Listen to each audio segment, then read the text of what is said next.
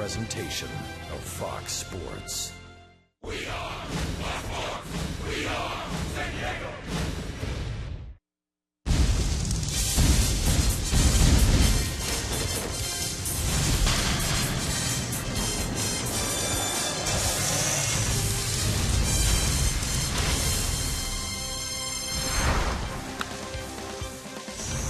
And he lines one deep to right field. Does that have a chance?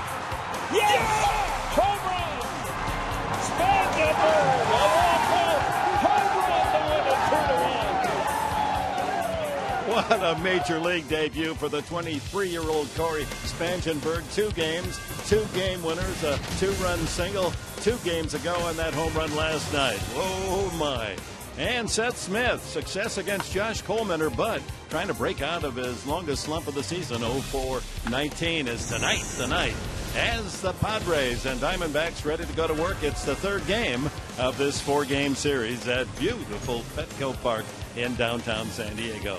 As we welcome you aboard to Kinberg with Mark Grant, the Padres will face a right-hander from Central Michigan, and not only because that's my alma mater, this young guy is having a great season. Yes, he is. He's putting together some good innings. He's tough to hit. He is sneaky, and he's going to have to go against Andrew Castor, who's throwing the ball extremely well. 2 times out since being off the DL, Andrew Castor is happy and healthy. Why do I say healthy? Because when you put up numbers like this against the Dodgers, 6 solid frames, only 6 hits, Dick, he had no walks. He had 8 strikeouts. He was getting up on top. He was getting through his pitches. The 2-seamer was moving. The slider was biting.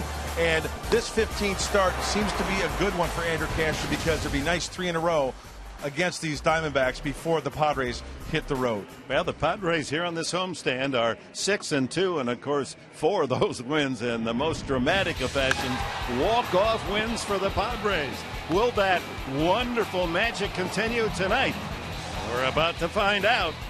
Game 3, Padres, Diamondbacks, coming up.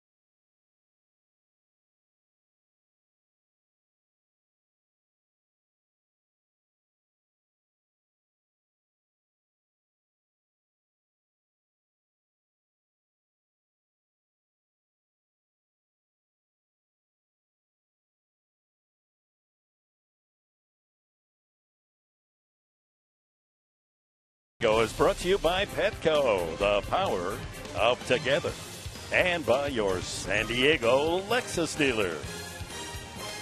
Beautiful night at Petco Park. The Padres are 6-2 on this homestand and looking for more as we go down to Chris Button. Chris. Well, Dick, I think I started off my report last night with saying what a night for Corey Spangenberg, but I'll say it again. What another night for Corey Spangenberg. Had the home run. It was a walk-off, his first Gatorade bath, and to do it all in front of his family. Well, it's special because we know it's his dream come true, and we're really happy to be able to share it with him. I hear the spokespeople over here, the brothers, we got sister, we got dad. How loud were you cheering? I was pretty loud. I was probably more happy than he was. That was pretty awesome. He gets up to pinch it. Do you think he was going to do that? Honestly, we thought it was a good matchup with the submarine. Everything moves away, and Corey likes the ball away. Were we thinking home run? Probably not, but obviously happy with the results. And that's your Geico quote of the game. When I first went up to Mom, she was still wiping tears from her eyes. So obviously a very special night for them. Maybe he can provide some more fireworks today. They're here to watch them. Dick, hopefully we'll see some more. All right, Chris, it really is an incredible way to write the start of your Major League career. 2-run single to win on Sunday and then hit that pinch hit home run. A great victory last night. And when you hit a home run, you're in the starting lineup the next night for Bud Black as we look at the Arizona Diamondbacks batting order. Enciarte, Owings just off the DL. Peralta hitting well. Trumbo the cleanup man. Montero is a Charger killer. Alfredo Marte, we see him for the first time in left field hitting 6th. Cliff Pennington 7th. Didi Gregorius the shortstop 8th. And then Josh Colementor. And for Andrew Castro, making his 15th start of the season after being off the DL, 2 good starts. Great command lately. Watch for the power two-seamer. Into righties, into lefties, both sides of the plate. Boy, he is really getting up on top, getting through his pitches. No need to worry about Andrew Castro in a pitch count tonight. I think Buddy Black is going to let him go. Let's see how deep Andrew Castro can go against these D-backs. And here's the defense to support Cashner in the outfield. Smith in left, Venable in center, Liriano the rookie in right. Around the horn, Solarte, Amarista, Spangenberg at second, Grandal at first, and Rivera the catcher for Cashner. Rivera, by the way, his ERA is 2.75 for Bud Black. Rivera's ERA is the best in the National League. So not only has he done a great job with the bat, hitting .257, he has been terrific in handling the pitching staff. He is a presence behind the plate. He is a cheerleader. He is a coach. He is a counselor. And I'll tell you what, Dick, you go down to that clubhouse and that bench, the bullpen, every pitcher, they love throwing to Rene Rivera. And we're about set to go. The big right-hander, 6'6", Andrew Cashner from Conroe, Texas, and Texas Christian University, looking for his 3rd win of the season. It's been a long time since he hit that victory column despite pitching well, and we're underway. The first pitch just misses at 93. Kirk Gibson, 57 years of age, Michigan State, #1 draft pick himself in his day by the Detroit Tigers. 1-1 now. Enciarte hitting .266, 23-year-old from Venezuela. It's a very young lineup that Gibson has put on the field tonight. 2-1. Enciarte is 23. Chris Owings batting next is 23. Peralta hitting 3rd is 24. Marte is 25. Cliff Pennington is 30. He's the old man in the lineup. Gregorius is 24. So a youth brigade for Arizona in this losing season. Yeah, the month of September gives a chance for those youngsters to go out and show Kirk Gibson what they've got. 2-2. And he goes full to Enciarte, who is the best base stealer in the starting lineup with 14. There's Owings. Well, actually, Enciarte there, Owings on deck.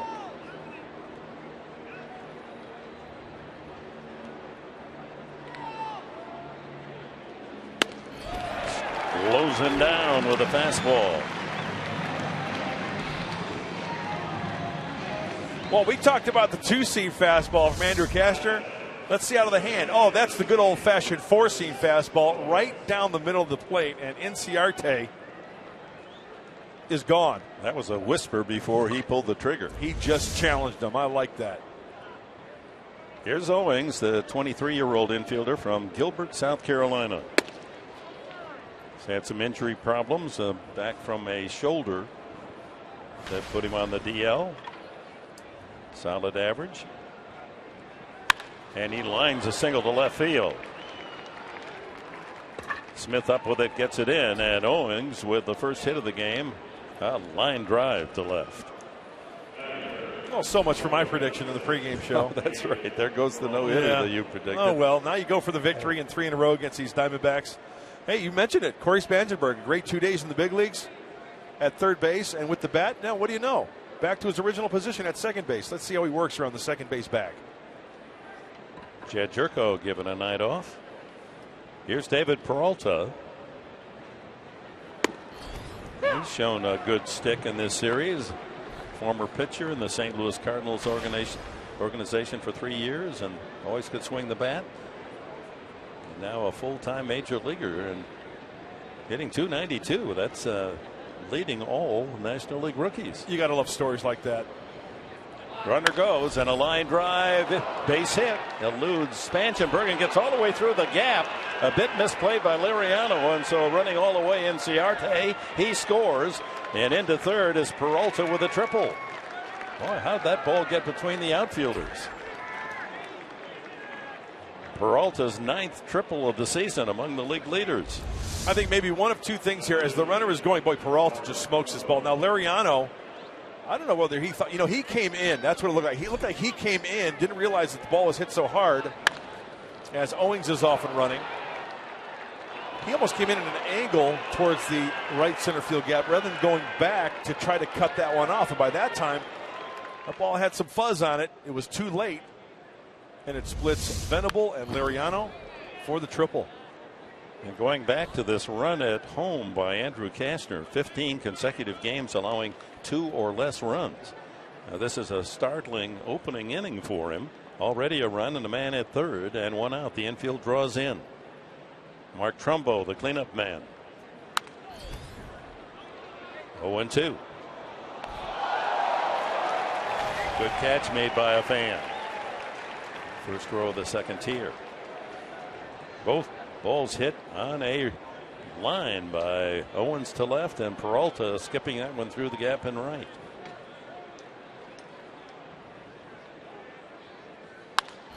Pops him up. Shallow and right. Spangenberg gives way to Liriano. And a bluff by Peralta. He's not coming home. So 2 away to Miguel Montero. Well, a big pitch by Andrew Kastner. Let's check it out. It's a 4-seamer away, and Trumbo pulls off it just a little bit off the end of the bat, working underneath that baseball.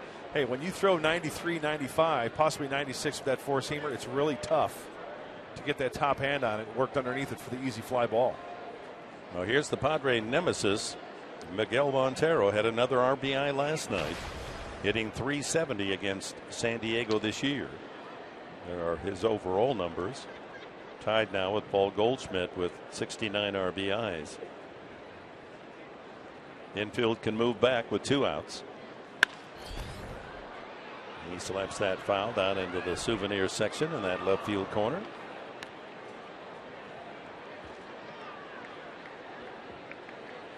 There are the numbers against San Diego. 3 home runs and 12 runs batted in. He has an 11-game hitting streak against Padre pitching. Kastner trying to get out of this with just 1 run scoring. 0-2 the count. Yeah, you got to score 1 to win anyway, right? There so leave it at 1. Andrews got good velocity on the fastball. 97 on that last one.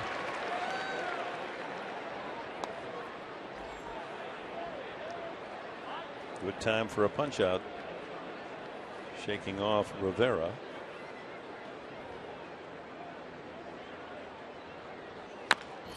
Fouled away.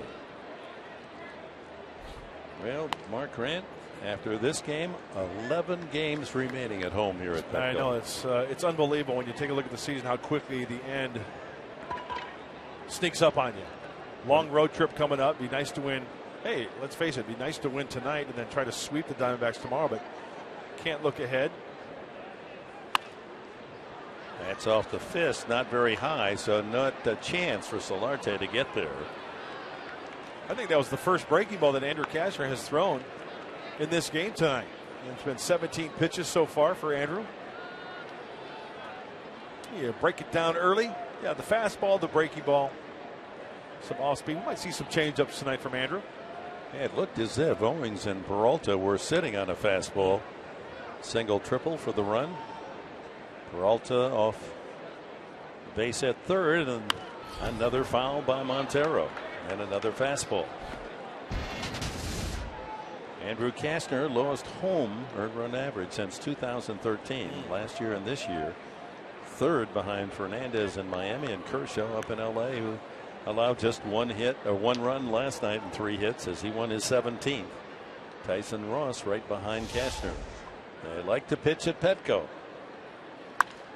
Another foul off to the left. Andrew Cashner clicking those heels together and saying there's no place like home. 6 consecutive foul balls off the bat of Montero. Steady diet of fastballs. He likes the fastball. He's quick to the fastball. And making Andrew Cashner work. Breaking ball. And it's low and inside, 1-2. That's not a bad idea to waste one. Yep. And if you miss with that breaking ball, you better miss where Andrew just did. That was a nice location on the miss. You want to leave it down by that back foot rather than over the inner third of the plate. 1-2, and he gets him off speed with a curveball. Couple of strikeouts for Cashner, but the D-backs take the early lead. Owens with a single and Peralta with a triple. And here come the Padres, bottom of the first.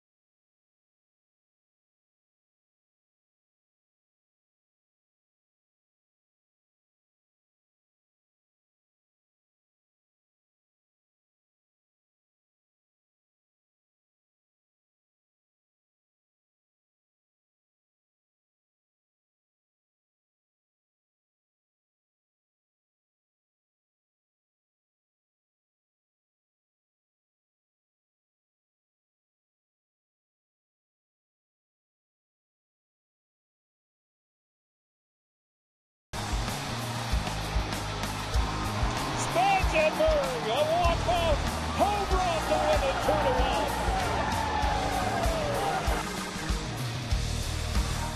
2-1. They're running out of Gatorade and ice water in that clubhouse.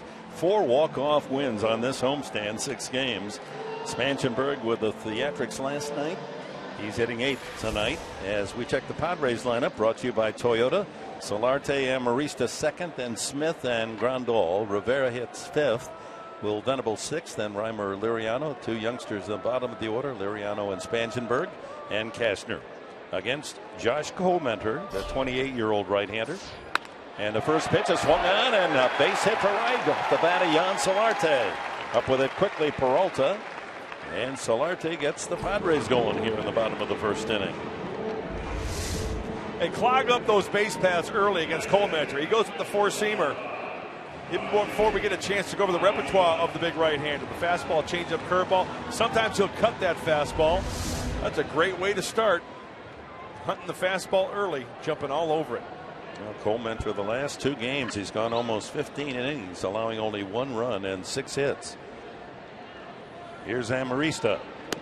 Alexi, last 18 games, batting at a solid .311 clip, raising his average up to .243. A lot of those hits to the opposite field. That's where he's going to make some money. Trying to hit home runs, no. Now and then he'll get one. He's got 3 home runs, and almost a disservice to his swing, because then he thinks, like every hitter, well, maybe I can hit another one. I'm going to swing out of my shoes. Do you remember Kilvio Veras, Yeah. second baseman back in '98? Yeah. If Kilvio Veras ever hit a home run, you can guarantee he was 0 for his next 21. It's a temptation of any human. A pop up behind short. Gregorius at the edge of the grass. 1 away. Let's check the Arizona defense tonight behind Josh Cole-Mentor. In the outfield, they have Marte in left, Inciarte in center, and Peralta in right. In the corners, Pennington and Trumbo, with Gregorius and Owings, the double play combo. Montero behind the plate for the 6'4" right-hander Cole-Mentor from Homer, Michigan. A very storied high school career, this young man. They won 75 consecutive games. Homer, Michigan. Good name for a baseball program. Yeah. Seth Smith. When we talk about, I remember watching the game when Mike Pomerantz and Mark Sweeney were doing the game. The old Iron Mike reference, straight over the top, coming right at you with the 4-seam fastball. He's not going to blow it by it. It's going to look like he's blowing it by it because he gets some swings and misses. He's only going to throw about 84 to 86 on the fastball. Remember, you used to go to the carnival and they used to have that pitching machine that had the thing that comes right over the top coming at you and have the spring wind back up again and the ball would be in it. That's Josh Cole-Mentor for you. I like the sound effects. They're very nice. There's a line drive into right field. There goes the 0 for 19 slump. Solarte is going to challenge the arm of Peralta, and he's in there. First and third with 1 out.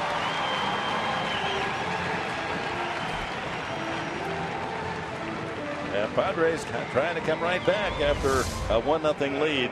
Arizona in the top half of the first. Well, the Padre hitter is being aggressive early on the 4-seam fastball, and Seth Smith off the end of the bat. Didn't hit the sweet spot, but he hit it well enough. And I love the aggressiveness of Solarte. He did not skip a beat. He rounded second base, had third base in mind the whole way, eats a little dirt around the way. 90 feet from the first run. Pretty daring.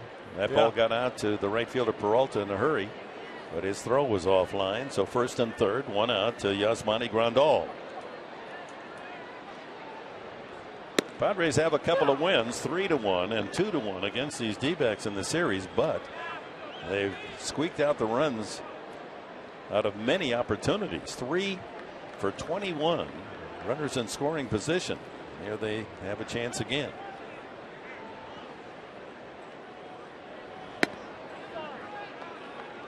One and one to Grandal. He had the walk-off base hit against the Dodgers on Friday night. Amarista the walk-off on Saturday.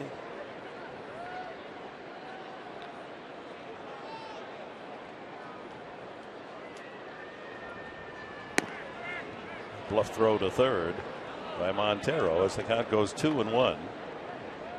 Infield playing back, looking for a double play chance.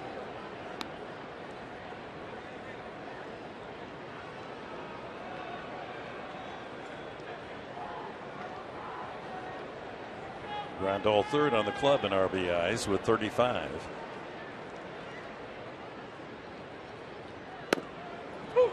Change up in there. He's got a good one. Same arm action, same arm slot. You got the 85 to 86 mile an hour fastball, and look at him getting on top. It's a 4-seam, so it's got the same rotation. Looks like a fastball, but because of the grip, takes that speed off, hence the changeup. Looks like a pump, feels like a sneaker. And a pop-up. Second baseman Owings. And the Padres aren't going to tie it on and out as Rene Rivera's next. Dick, while we have a minute, let's take a look at the keys to the game. Brought to you by your Honda dealers of San Diego County. Now, the first one, I kind of said, hey, Professor, give me a key to the game. And since Josh Colementor and you are Chippewas. Chippewas. That's the nickname of Central Michigan. Hey, hail to the Chippewa. And not hail as far as praise or a tribute, right? But hail like from the sky. You like a hailstorm, puts dents in your car. It's really a bummer. I say hail on the Chippewa. Hail of baseball. Give them a beating, right? Score some runs, get some hits, and score 4. It's been a while. Dick, you know the old numbers on that when the Padres score 4, right? 45-7. Believe it. They've managed on this homestand to win 5 games without getting to the 4-run mark. Rivera with a good cut. He's hit safely in all but 4 of the last 22 games. His average a very respectable 257 for Bud Black.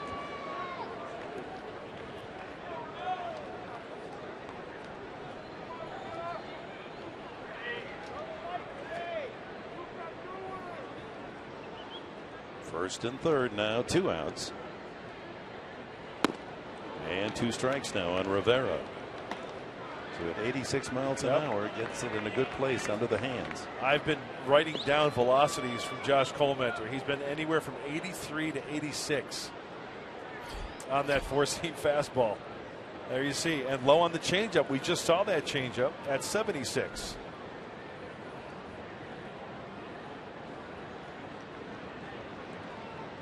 Oh, 2. And he strikes him out.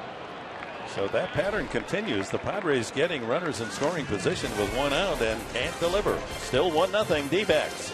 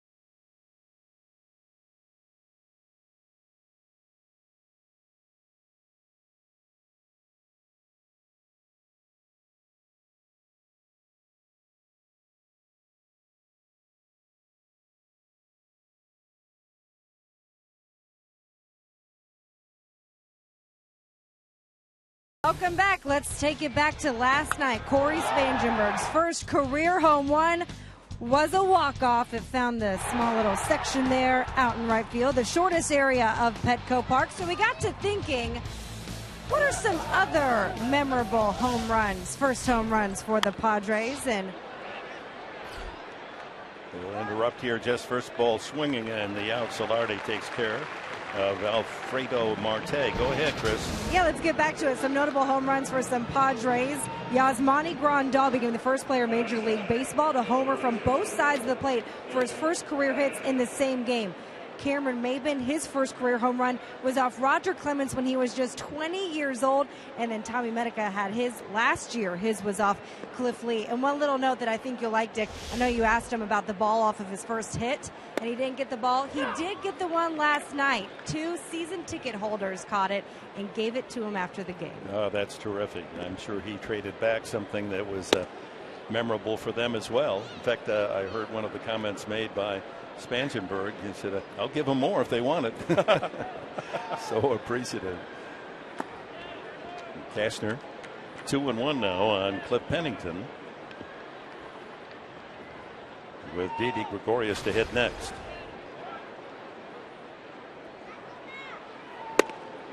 A late call by Corey Blazer. 2-2. Hey, that's a legitimate strike, right? Fox tracks, pitch number 4, right at the knees, right where you want to be. And a full count now to Pennington. Well, the D-backs have lost 81 games. That was their final total last year. They were 81 and 81. Ground ball up the middle, not hit hard, and Amarista is there to throw out Pennington. Chargers Insider is back, and all new tomorrow night on Fox Sports San Diego. Go behind the scenes with Chargers coaches, players, and watch exclusive interviews as the team prepares for the season opener against the Arizona Cardinals. Tomorrow night after Padres Live, right here on Fox Sports San Diego. And Dick, you know who does a great job on that show? I wonder who that would be. Mike Pomerantz. Mike Pomerantz. Unbelievable job. Should have known. Spectacular. Terrific. That's Mike Pomerantz you're talking about. Correct. Okay. You're going to be hearing more about that kid. He's got a bright future ahead of him. When he stumbles the first time, or the next time, it will be his first time. Oh, he's got so many O's in his smooth. It's just frightening. 0-2 now to Gregorius.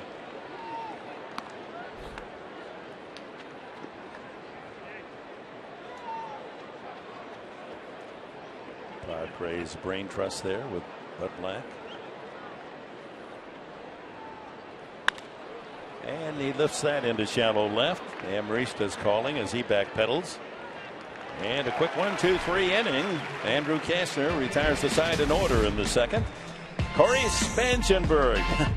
Well, what more can you ask of this young man? He'll be batting third when we return to Petco.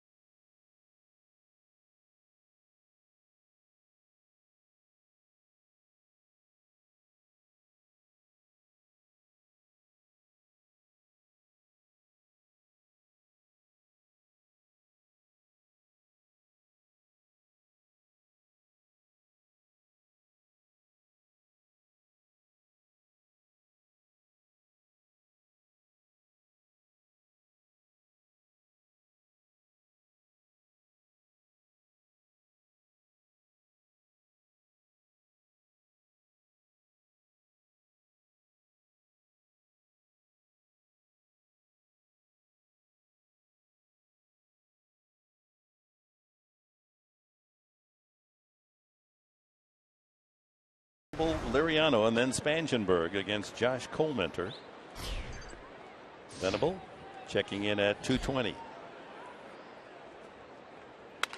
And a ground ball toward the hole, but closing it is Owings to throw out Venable. 1 pitch, 1 out. Colementor, we mentioned that his high school team, 75 consecutive victories. That is not only a Michigan high school record, it's a national high school record. That's incredible, isn't it? It's a small little town. In fact, Jeff Carson authored a book, Homer, the Small Town Baseball Odyssey, and a big part of all of that was Colementor. And yet he wasn't drafted by any major universities, and Central Michigan has a fine program, but close by to Homer, became a Chippewa. It's just about getting a chance, right? If you have that dream and desire, go until they say no. Exactly, and he's worked his way back into the starting rotation. He was the long man for a couple of years in the Arizona bullpen. Here's Liriano, and he nubs that to the first baseman Trumbo, and an easy out, 2 away. Well, some people might say, what makes Josh Colementor so tough to hit? And why is he so tough to hit, I should say? Well, he does. I think sometimes the word deception is overused a little bit, but we notice he comes right over the top, but he's got a high front side. As you see Liriano, boy, he literally cues that ball off the end of the bat. But he kind of short arms it before he throws and gets extended up on top behind his cap. Plus, he's got that high front side to where the ball right there, it gets up on you so quickly that it's sometimes tough to pick up. Spangenberg, the hitter. How about his first 5 at bats? 2-run single and a home run, and he drills that one, but foul. That had about the same distance as the home run last night, except about 25 feet foul. And remember where the pitch was last night from Ziegler? It was in, right? It was up and in. That pitch was up and in. Corey likes the fastball up and in. He likes to turn on it. Let's see if Colementor goes with a changeup here or something down and away. Change up outside. How you doing today? Good, thank you. He might throw him another one. Yeah, Spangenberg admitting he never is trying to hit home runs. He likes to just ground the ball like that, only through a hole. 3 ground ball outs and a quick second inning as Colementor takes care of business. 1, 2, 3.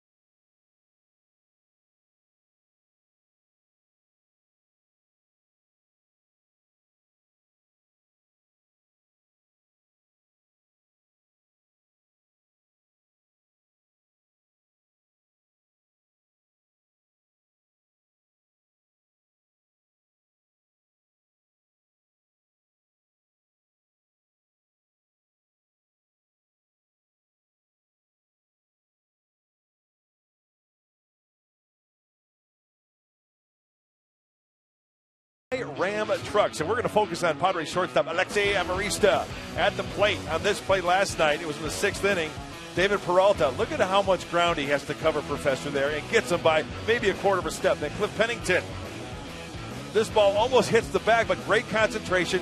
How many steps there, Dick, you think? Well, I counted them live. There were 12 or maybe even 13 steps from the time he took off from his position to delivering the ball to first base. Great athletic ability by Alexi, the little ninja, covering some serious ground.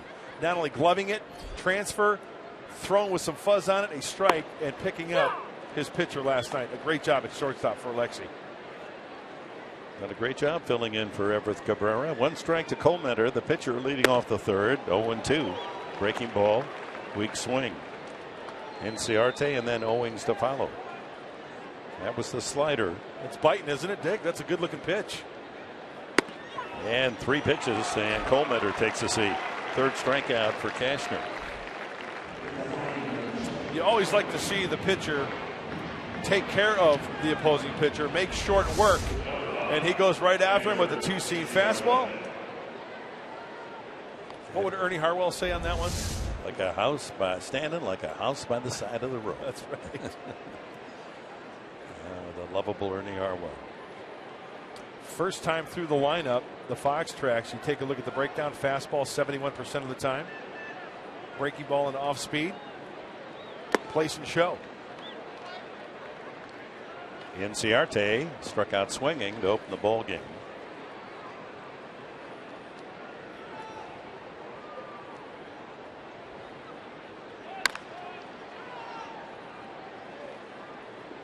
Looks like a changeup there from Andrew, breaking out the changeup.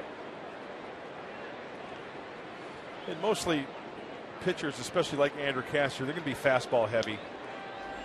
Even if you've got a guy out there throwing a lot of sloppy stuff, chances are they will throw majority fastballs.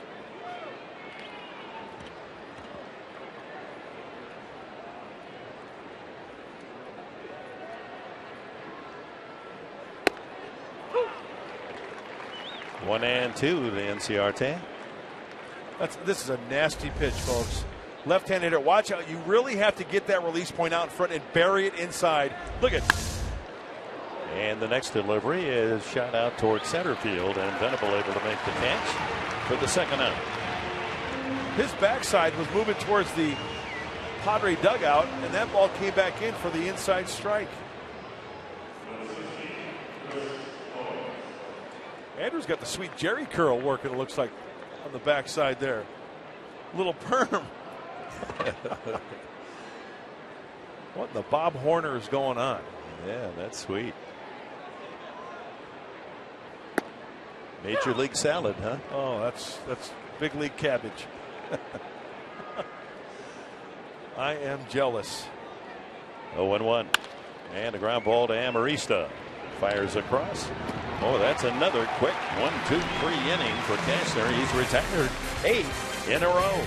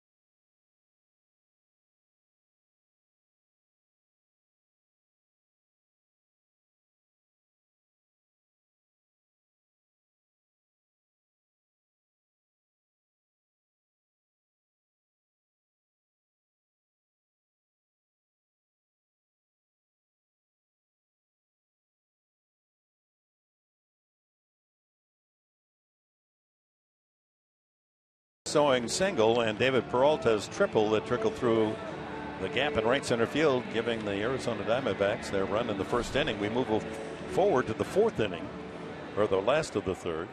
Andrew Cashner, then Jan Solarte and Alexi Amarista. The Padres got singles with one out. They were first and third in the first inning, unable to bring the run home. Cashner rips one, and backhanded by Gregorius. A long throw, and he gets Cashner, even though Andrew can run as well as any Padre. Boy, that's quite a play by Gregorius. It really was. And Andrew Cashner, he can pick him up and put him down now. After a couple of steps after catching that ball, he had to regroup and anchor that back leg and fire a strike, and they certainly get Andrew Cashner. Hey, Andrew's going to give it everything he's got every time he puts the ball in play. You have a great challenge to Gregorius right there. Boy, that was a clothesline. Yes, it was. Gregorius delivered from short, deep short over to first base. Solarte on the first pitch he saw from Colementor, single to right field. And with one out, Smith also single to right, first and third. But Colementor got Grandal to pop up and Rivera to strike out, so nothing for the Padres in the first. Well, this is Colementor coming at you. Watch how the ball is behind his head right there, and then all of a sudden, it's so quick from behind the head then out in front that I really think it's tough to square up. Roller to second. Owings takes care of Solarte. Fast-paced game. A lot of ground balls. That's 5 in a row thrown by Colementor. Now we take a look at that again. We're going to freeze when the ball is behind his head, right? So the ball is going to start, but when the ball is behind his head, and then from there up there, and then by the time the ball gets out of his hand towards home plate, it happens so quickly that you really don't get a good look at the arm swing. Line drive, base hit, and Marista goes the opposite way and sails that one over the leaping try of Gregorius. A 2-out single for Alexi. That'll bring up Seth Smith. Well, that was pretty, wasn't it? Yeah. Very nice swing. Four-seamer away. Alexi stays on top of it. Eyes that pitch perfectly. Try to pull that. It's a roller to second. Yeah.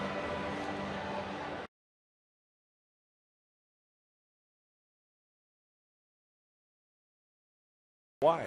Yeah, that's right. Or P-U-R-D-Y, Purdy. You don't want to emphasize the T. It's a D, like a soft. Purdy. That's Purdy. I like it. Isn't that how they talk in Illinois, where you're from, huh? That's more like farther south down in Carbondale, down in there. Carbondale? Yeah. Talking Salukiville. Yeah. Southern Illinois. Used to be in the Chippewas Conference. Yeah. Smith, a single to right his first time. The shift is on.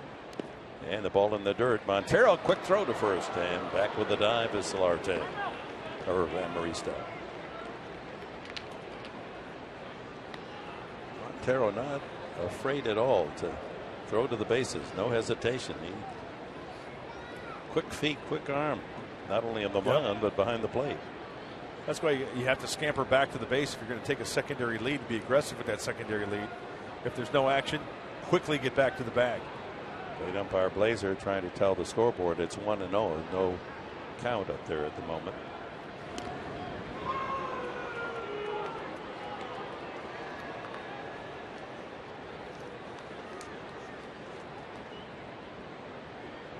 Colementor has given up 17 home runs this year.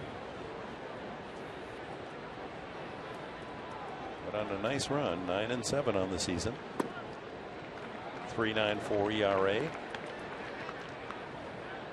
And he has hit the 100 strikeout mark with the strikeout of Rivera in the first inning. That made it 101, a career high for him. He's been tough on the Padres. 4-3 record lifetime with a 2.98 ERA.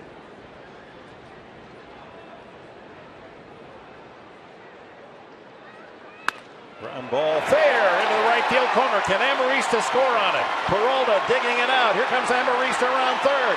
He's waved home. Here comes the relay to the plate. Not in time. The Padres tie it up. Seth Smith breaking out an RBI double, and it's a 1-1 ball game. On the Padres breaking out with a little 2-out thunder here as Josh Colmentor goes after Smith. He starts him off with the changeup. There's the snap throw. He knows that Seth Smith likes the fastball. Hitters count 2-0. He turns on the changeup in between Trumbo and the bag, and then the race is on. Glenn Hoffman gave Alexi the green light. He was up and running and scores easily. Now that's Purdy as well. I thought you were going to say that's some kind of nice. But Purdy is, right? Yeah. It's in, like in the thesaurus. That's exactly what they Purdy, right. And they say that's some kind of nice. It's all right there. Yeah. Here's Grandal. Had a chance first and third with one out, but popped up in the first. A chance to pick up Smith now. And they have a shift on for Grandal with Gregorius now swinging over to the second base side of the infield. And there's a changeup for a strike.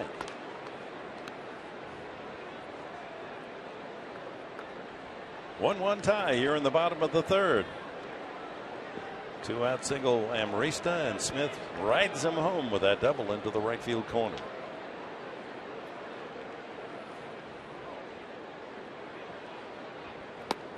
Another changeup.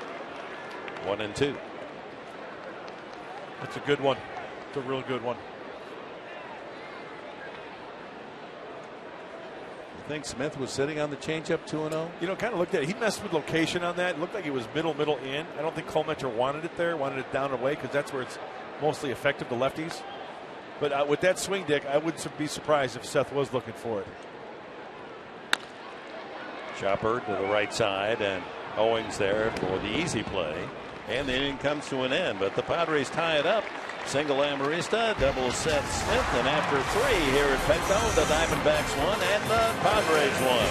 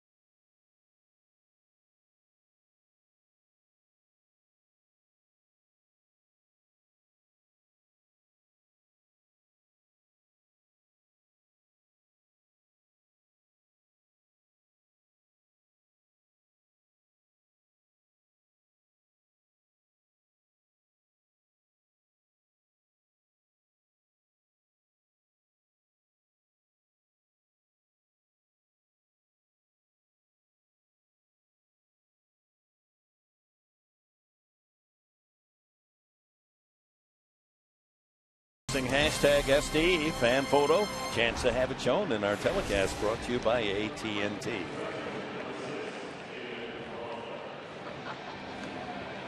Golden Glove trophy, one of the most beautiful baseball trophies, maybe the best of all.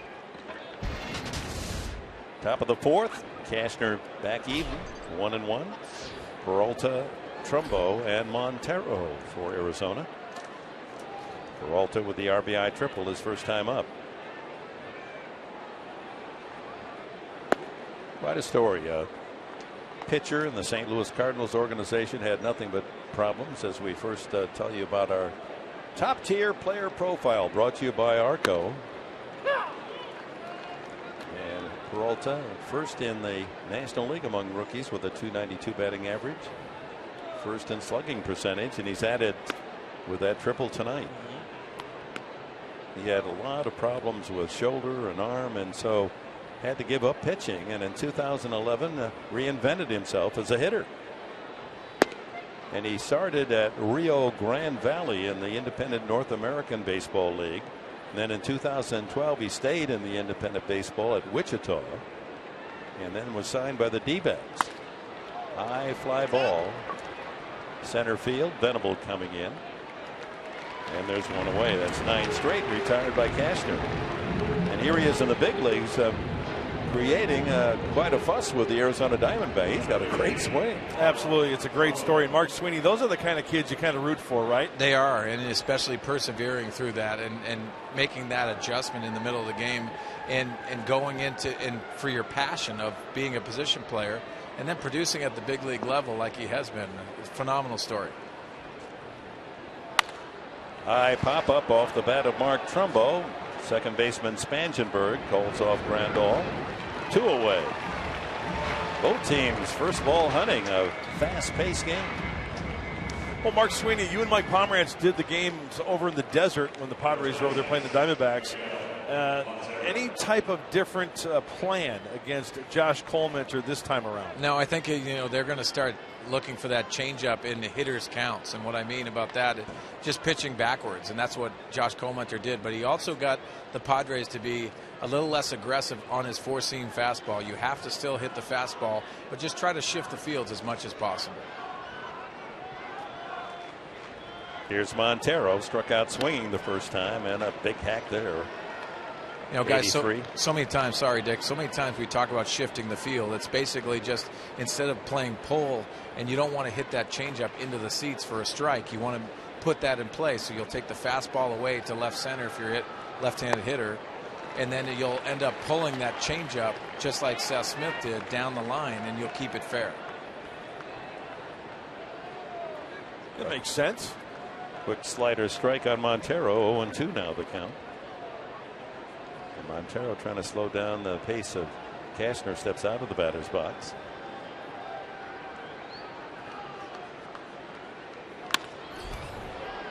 Into the hole, Amarista from the outfield grass. He throws him out. A very quick inning for Cashner, and he's now retired 11 straight D-backs. We go to the bottom of the fourth, a 1-1 tie.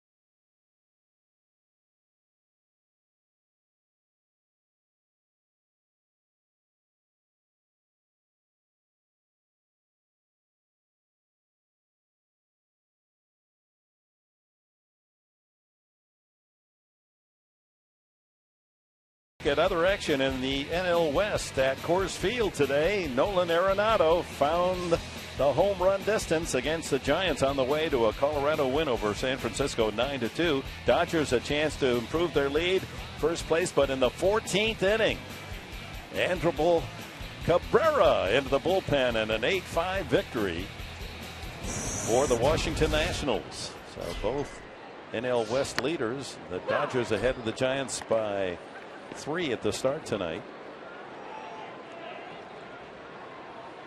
And they both lose this afternoon. Rivera struck out the first time.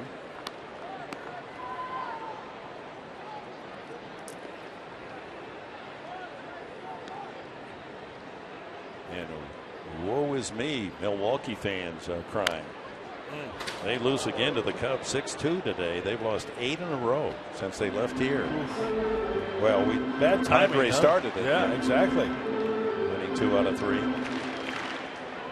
And Mark Sweeney, a lot of off-speed stuff early on to Rene Rivera this time around for the Padre catcher. I think the reason for that is Rene Rivera has had some success off Cole Mentor. They're trying to change their theory of trying to get Rene Rivera. He looks comfortable in the box. They're just trying to get that timing mechanism out of that swing. Well, you make a good point. He really does look comfortable up there. Yeah, with the action today suddenly, and there's still enough time for a miracle run. The Padres are only a half dozen games from a wild card. You know what, Dick? You make a good point. And Mark Sweeney, I know, we've been in this game a long time, and I'm not going to go out on a limb and say anything. All I'm going to say is that we have seen crazier things happen in this crazy sport of baseball. Mark, I agree with you. And what you got to remember, too, is that it doesn't really become relevant until you get to that 500 mark. And I think a lot of managers are going to try to push for that, because when you get to 500, you can start getting that consistency. But this club is still building that identity. And around town, a lot of people are very excited about the way they're playing the game of baseball. Especially here at home, where their record is the best in the major league since the All-Star break. Rivera hits it high toward right. That'll stay in the yard. Peralta with the first out. So let's look at the National League.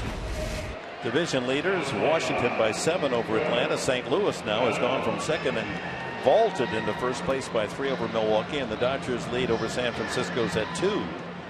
And then the wild card, they're the Padres. Now they got to leapfrog over 5 different teams, but they were on a nice little winning spree here.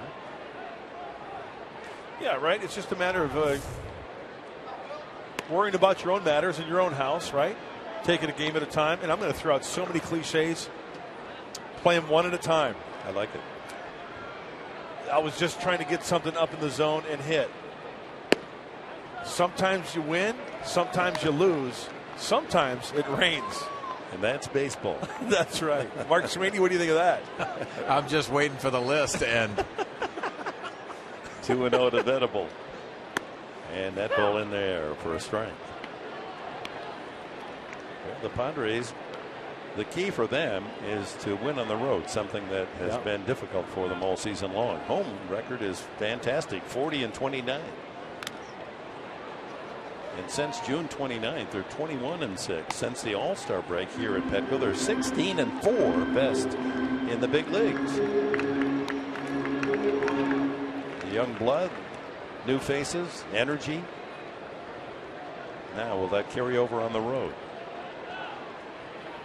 2-2. Outside and a full count to Venable. Dick, I think you make a good point. And Mark Sweeney can weigh into this as well. But when you have a club playing this well, and then you have one of the longest road trips coming up in September when the bat's starting to get slow and you start to tire a little bit, it will be a good test for this Padre team. Line to center field, but it's right at the center fielder Inciarte. Tough luck hitting for Venable. He crushed that one, but on a line for an out. Well, Bud Black, best home winning percentage since June 29th. There it is. 21-6, better than Baltimore or Washington, Pittsburgh, or the Angels. But even better since the All-Star break, 16-4. So, if nothing else, that sets a very important pattern for this team as it builds toward the future. That, hey, this is our park. We win here. Fans are going to start now. Fans more and more appreciating that as Liriano with a wild wave and an off-speed pitch. Hey, make it the Temple of Doom for the other teams, right? I remember back at Candlestick when Roger Craig became manager, he said, you know what, guys, we're going to make this our place. People hate coming to play here. Let's take advantage of that. When they come in here, whether they've won 8 in a row or lost 8 in a row, let's kick them while they're down.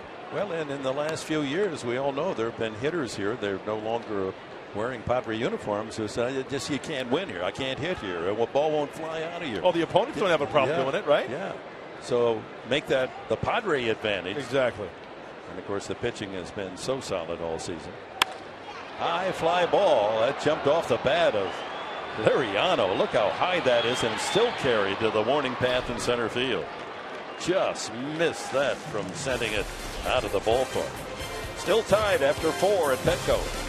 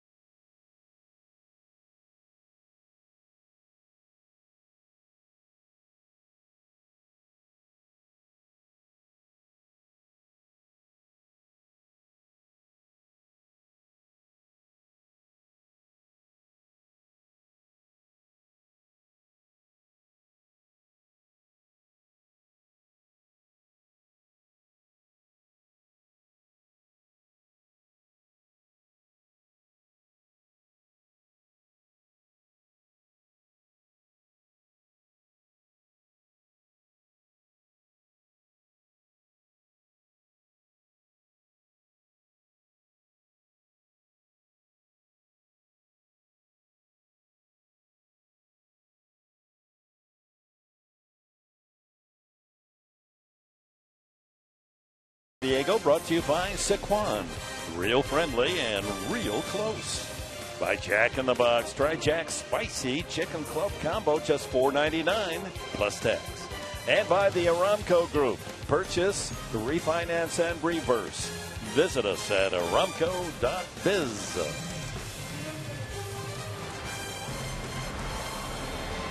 With Mark Grant and Chris Button, Mark Sweeney, Dick Enberg, pleased you're with us here at Petco, and Corey Spangenberg already with a fan club. Yeah, I saw them down on the field for a batting practice, and that little girl made that homemade sign saying, "Go Corey." And I love the homemade signs. I told her that, and she was displaying it proudly. Marte leads off the 5th and takes a strike. 90 on that pitch. Marte, Pennington, and Gregorius scheduled. 11 straight D-backs retired by Kastner coming into the inning. First inning with 1 out, Owings singled, and Peralta tripled him home, and since then nothing but outs thrown by the big right-hander from Texas. 2-1. And coming into the inning, only 49 pitches in 4 innings. He's in a groove. Grew up on a ranch in Texas. His dad built a baseball diamond, and all the kids around the area would come and play ball at the Kastner Ranch. 2-2. I think it still exists, and the locals are invited to come back and play. They maintain the diamond.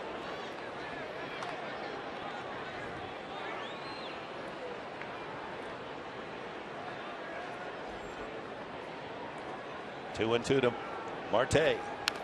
Just got a piece of that. Well, tomorrow night, the final game of the homestand, and with these Arizona Diamondbacks, it's an hour earlier, folks. The tickets say 7 o'clock. It's a 6 o'clock game. We'll be on the air at 5:30 here on Fox Sports San Diego. Ian Kennedy goes for his 11th win against Randall Delgado. Just missed, and it's a full count. Kennedy, the former D-back, against Delgado, who is 2-3.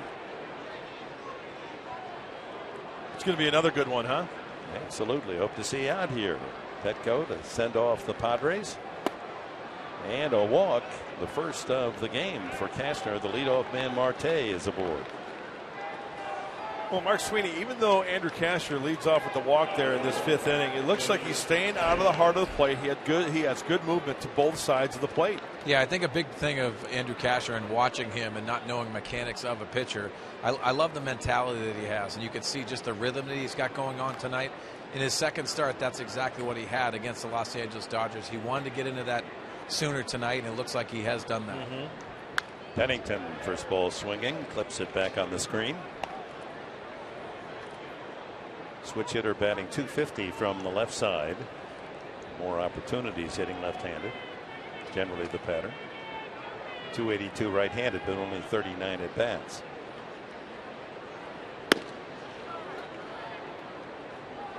Not getting the pitches on the edges, Cashner. 1-1. Boy, remember the days when Andrew was coming out of the pen blowing 100, 101? That was fun to watch. But it's fun to watch him as a starter as well. Being able to set up hitters. Throw all of his pitches, the 2-seamer, the 4-seamer, the slider, the changeup. And also rocking the Soul Glow with that perm coming out the backside. Love it.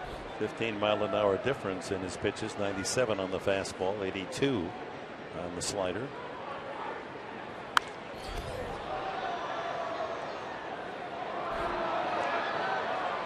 That young fan had his glove ready in case that foul ball came to him.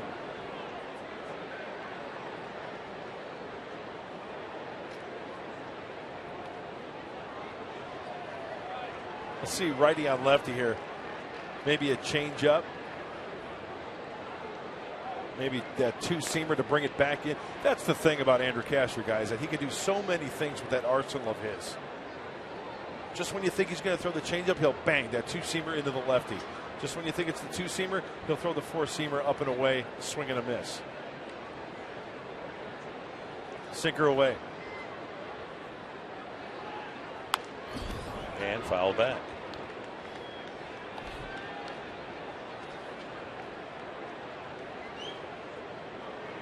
When you have such outstanding stuff, you're going to get a lot of foul balls. And the only negative about all that is the pitch count. 1-2 now. He gets him.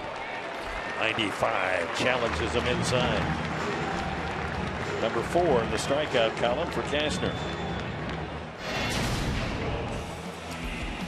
When we talk about the arsenal, remember early on, he was challenging these Diamondback hitters early. The 4-seam fastball. Now the slider down and in to the left-handing Montero.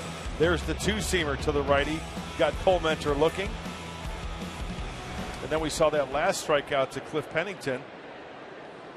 He's got it working. Line drive by the glove of Grandal into the right field corner.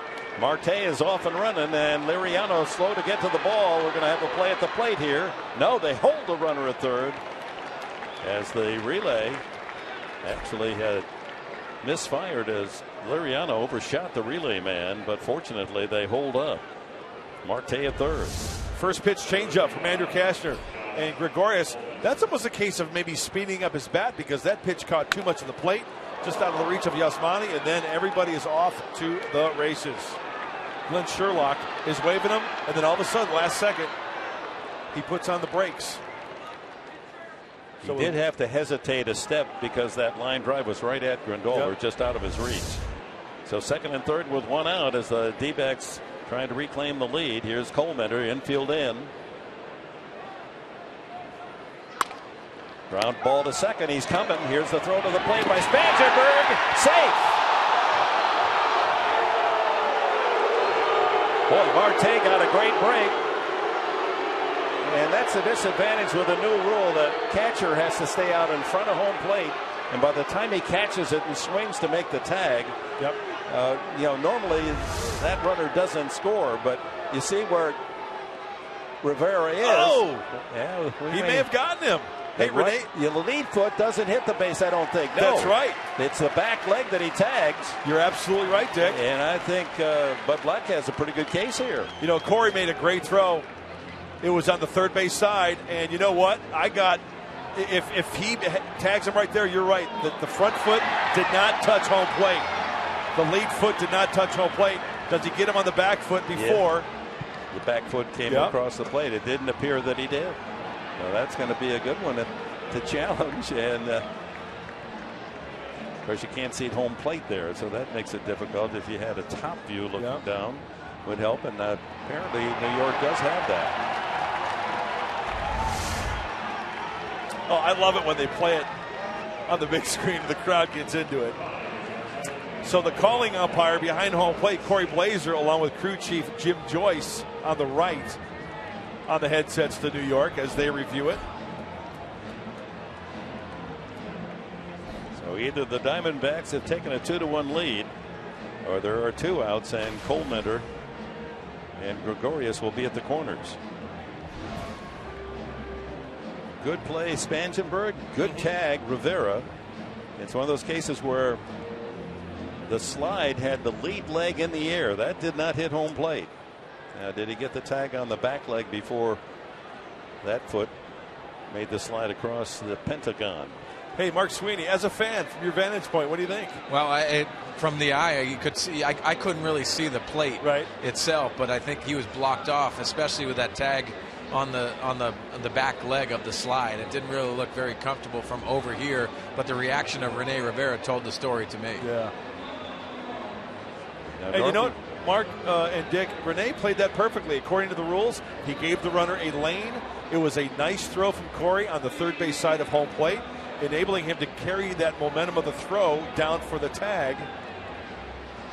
I'm surprised Marte didn't do the typical slide, the head first slide, and you go into foul territory and reach back with the palm of the hand. That's been the routine slide on a play like that. He elected to go in feet first. Had he touched the home plate with the lead leg, he's safe. But he's in the air there on that lead leg. And let's see, here comes the decision. Oh my goodness. What did they see that we didn't see? 2-1, Arizona. You know, maybe they didn't have the decisive look. You know what I'm saying? Rene Rivera may have gotten him, right? He's the closest to the play as we take a look. Oh, wow. From that look right there, it looks like he got that back foot. And Rene Rivera, just can't believe it. A dismissive smile. So Coleman, credit him with a sacrifice fielder's choice RBI. Well, just a fielder's choice. First and third, and still only 1 out, and a 2-1 score. Yeah, the leadoff walk comes around by Cashner and the Padres. Second RBI of the year for Josh Coleman as he helps himself.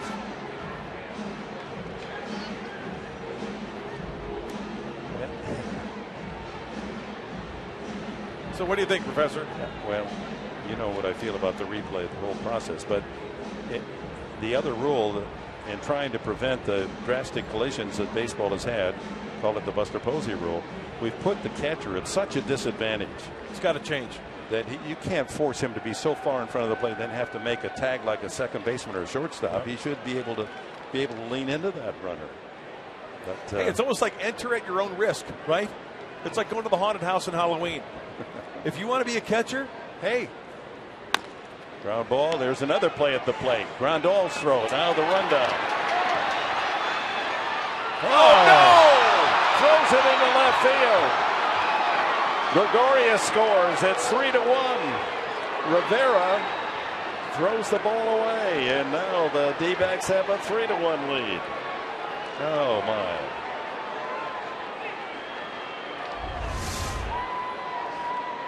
Yasmani does the right thing, going right to Rivera. Now running him back. Right now, watch Solarte. Is it a good throw? That's a very catchable ball. I don't know what happened there. I can't answer that. It looked like a very catchable ball for Solarte. little high, but it looked as if he was looking at the runner, not at the ball. Very catchable. And the error charge to Solarte. It gets Gregorius in the dugout with another Diamondback run. And second and third was still only one out. As Inciardi goes all the way around to second base, Coleman winds up at third. Infield playing in for Chris Owings. So on only one hit, the Diamondbacks have 2 runs home and 2 men in scoring position. Only one out here in the 5th inning. 2 plays at the plate go awry.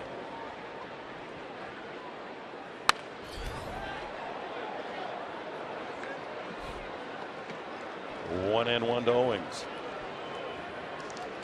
Frustrating, and you hate giving away outs like that when you've got a team right where you want them, right? Very easily could have been out of the inning, tied at 1. With the call at the plate goes the Arizona way, and then the error. And now another play at the plate.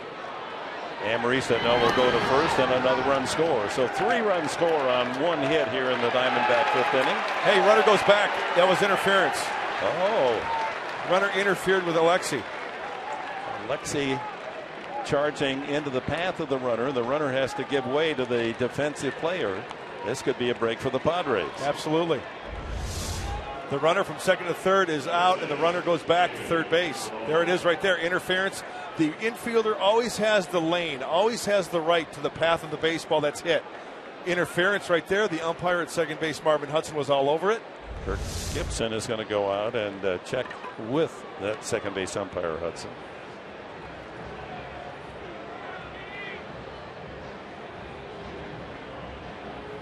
So since that runner interfered, the runner is out. That runner goes back that tried to score, and the runner is aboard. So Inciardi would be out on 6 unassisteds. Right. And Coleman winds up at third base, or stays at third, does not score. It's a bit of poetic justice. Hey, once again, leave it to Amarista, huh? Even though he's been interfered with, it wasn't a great throw, but a nice pick by Yasmani.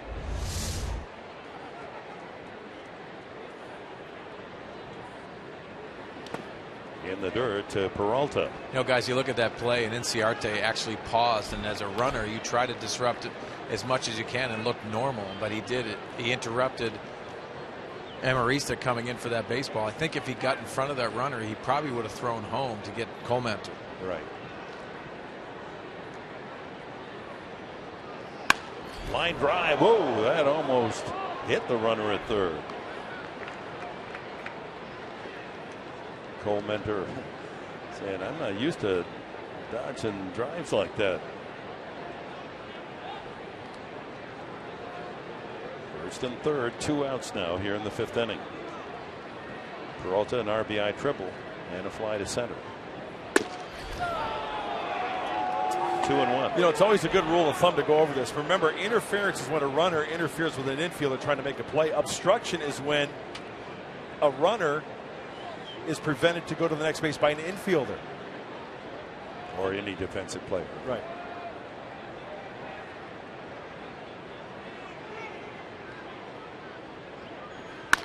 And there's another base hit for Peralta, and Coleman will score for a second time. This one counts, and it's 4-1 Arizona.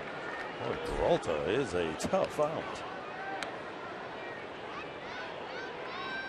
His 34th RBI of the season. That one sounded like he hit it right on the screws as well. A good swing, good short compact swing from Peralta.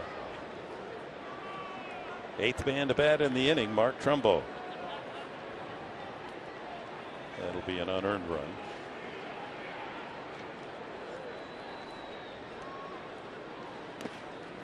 Nice stop by Rivera.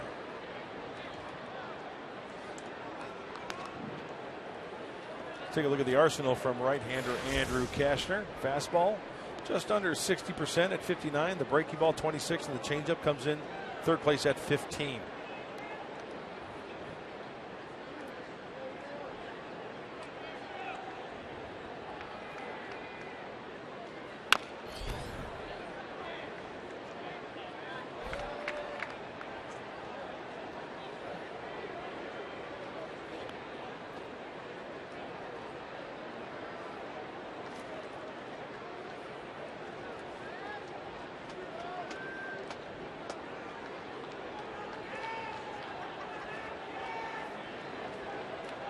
1 ball, 1 strike to Trumbo, the cleanup hitter for the D-backs.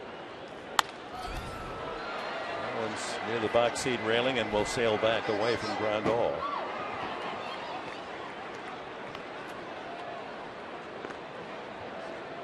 Four to 1 now, Arizona.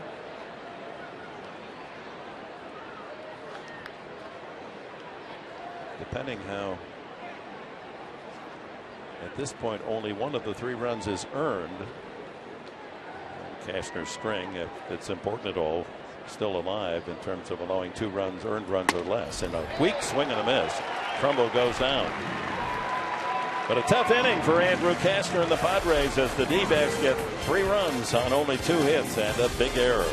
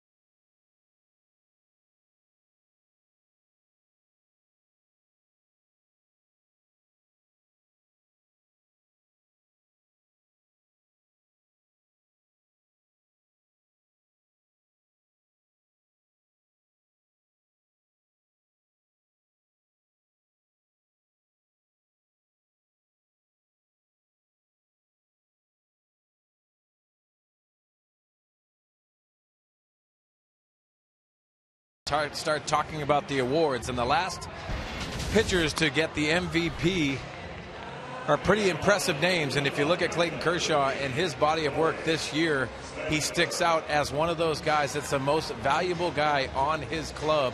Yes, Giancarlo Stanton is definitely coming into that equation with his season, but when you look at the numbers, Clayton Kershaw definitely sticks out. Guys, what do you guys think?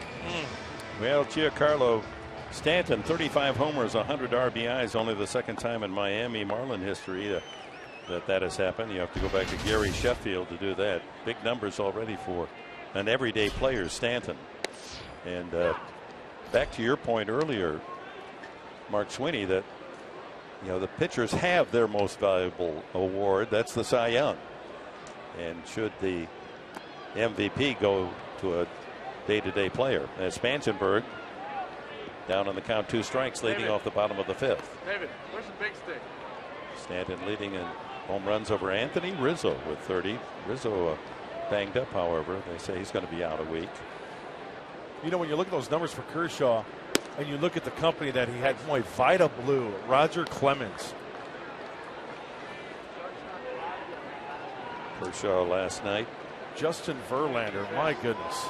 Gave up a home run to Harper. Fly ball, right field, curling toward foul territory. A long run and a nice effort, but just out of the reach of the sliding Peralta. A great hustle right there, trying to pick up his pitcher Cole Mentor any way he can to take the bat out of the hand. And as a pitcher, yeah, you betcha. Even though it fell in, that's a great effort. You have to applaud that. But yeah, when you look through the course of time, Vida, Roger Clemens, the Rocket, Justin Verlander, and for a pitcher like Clayton Kershaw to put those numbers up and have those numbers late in the season like that, yeah, absolutely. I can very well see him getting MVP votes and possibly bringing it home along with the Cy Young. Spangenberg trying to get the Padres going here in the bottom of the 5th after the D-backs racked up 3 runs. Only 1 was earned. in the top half of the inning.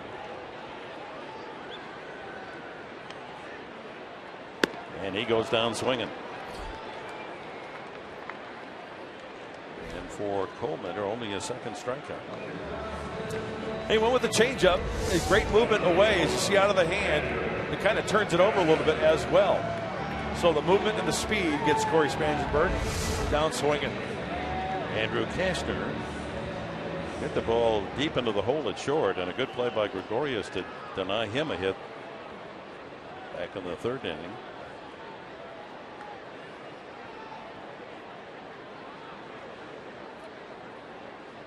Mark Sweeney, did you ever face the Rocket? I just in spring training. How about Verlander? I did face Verlander too, yes, and it was not fun to face. The changeup was absolutely ridiculous, but this was also when he was pitching upper 90s. Bunt try, but Coleman are quick off the mound, and the underhand throwing plenty of time. 2 away here in the 5th. As we promised earlier in the game, we have the AT&T fan photo for you. Tweet your photo to hashtag #SDFanPhoto and a chance to be shown in an upcoming telecast brought to you by AT&T. Thank you, Terry.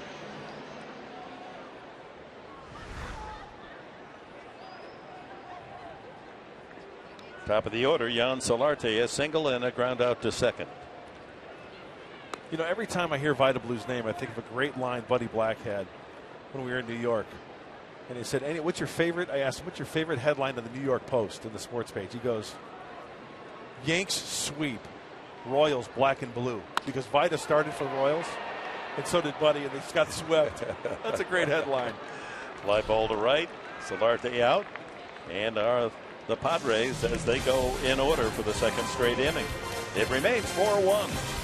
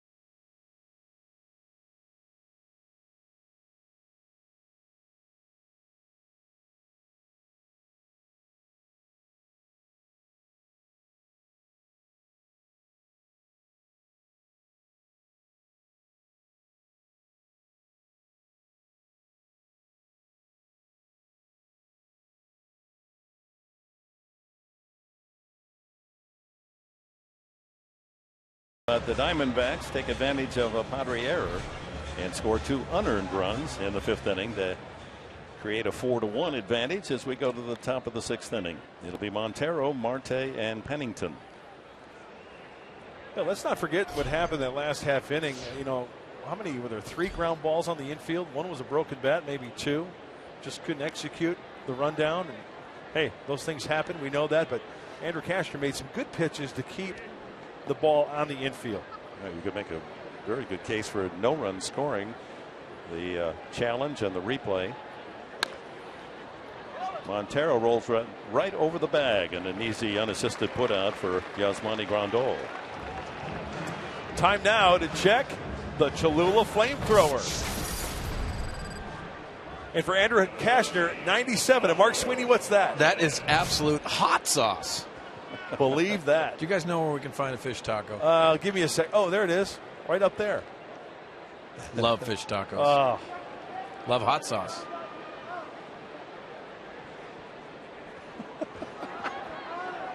You ought to be a national sponsor, Sweeney. I think they ought to take you aside.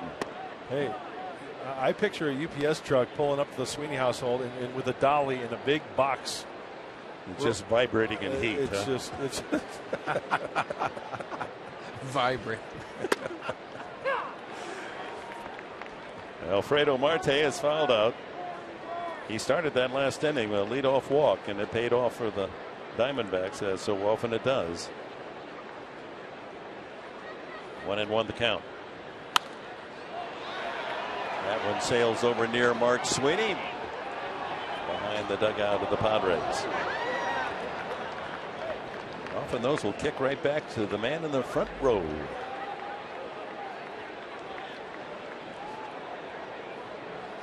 He's taking a picture of the baseball.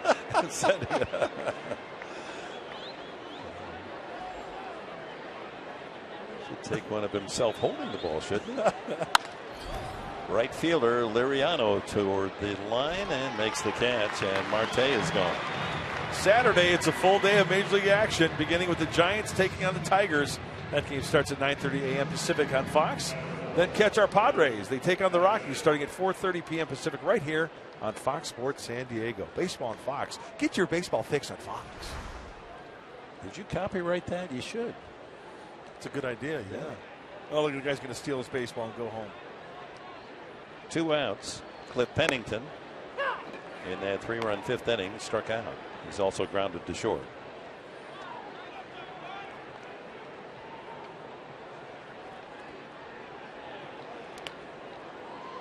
Well, while we have a moment, we don't want to forget the pregame ceremony saluting the terrific Little League team here from San Diego County, the Encinitas Little League Team All-Stars. They were the California champions. Saluted before the game.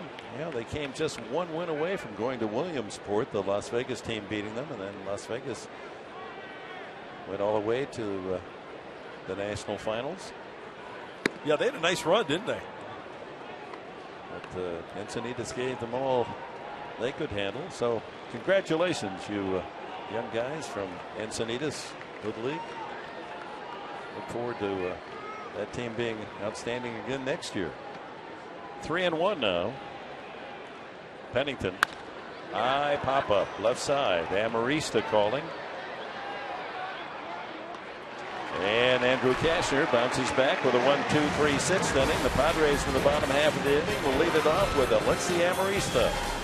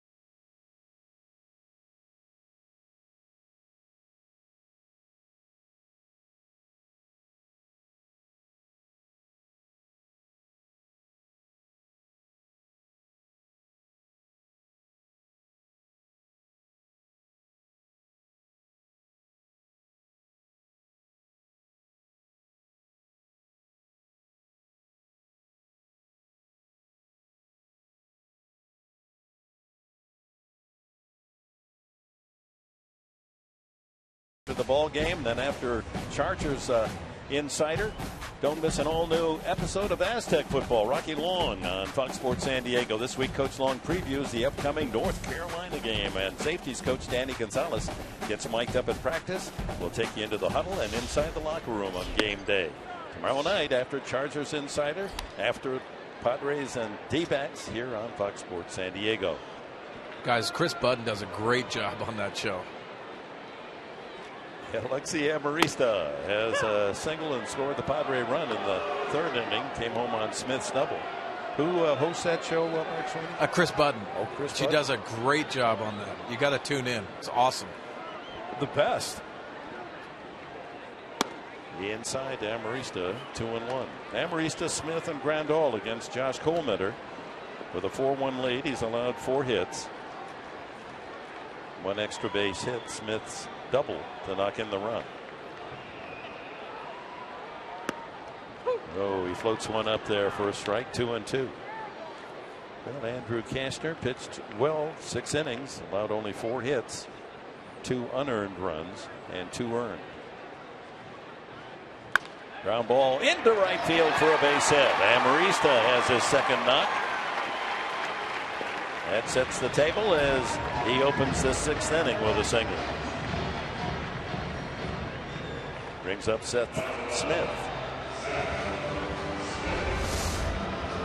That was a curveball, and Alexi stays back on it nicely after seeing the first pitch earlier in the count, or in the at-bat. Nicely done. Smith is 2 for 2, a single and an RBI double. Doubled inside the bag at first base to knock in the run in the third. Shift is on. Only third baseman Pennington on the left side of the infield. Ball 1. Lined up. Trumbo, Owings, and Gregorius on the left side.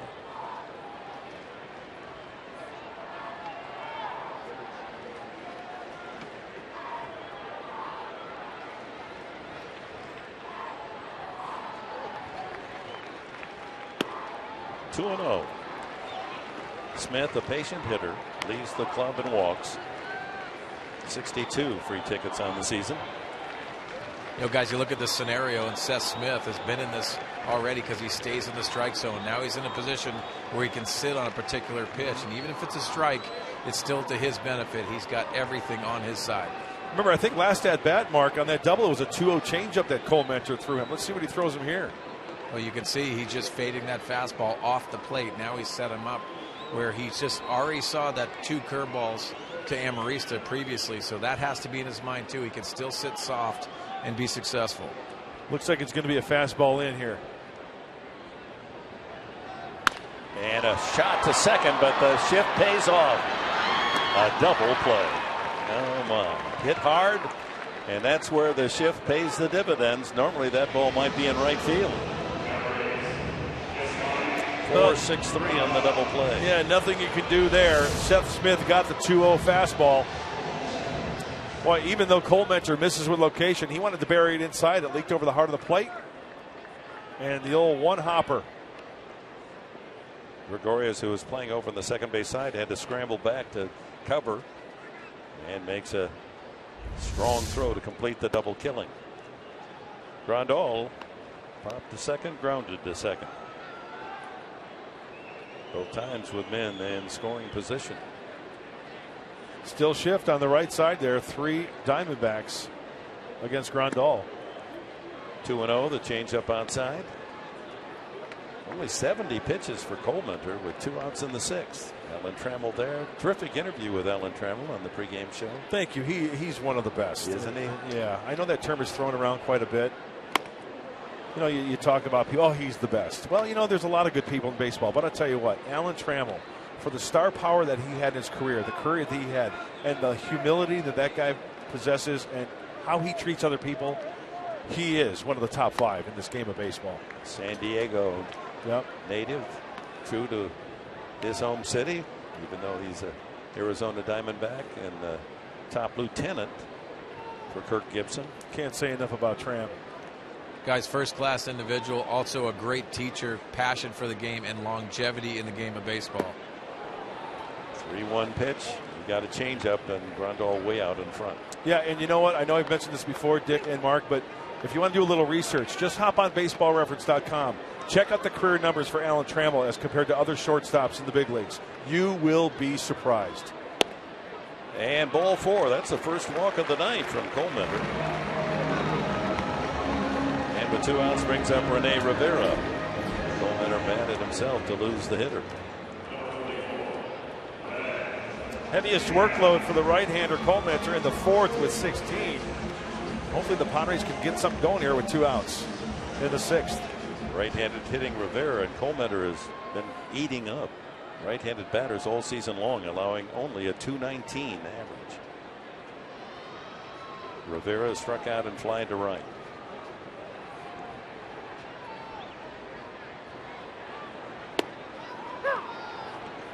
Being 85, a fastball. Just, you're right, he doesn't overpower you, but it's so deceptive. You just don't see a delivery. Maybe Chris Young up in Seattle.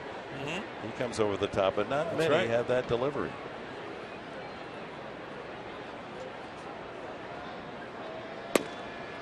One and one.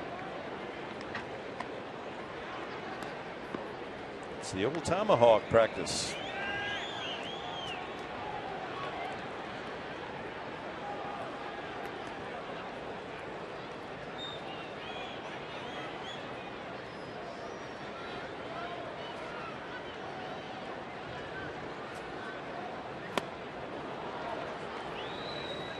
In front of that 85-mile-an-hour delivery. 1 and 2. Well, for Josh Coleman, his last two starts, plus tonight against the Padres, righties are hitting .034. That's a 1 for 29. Wow. So his last 2 starts, including tonight against the Padres, Colorado, and then San Diego prior to the Rockies. That last pitch right there, but Rivera fouls it off.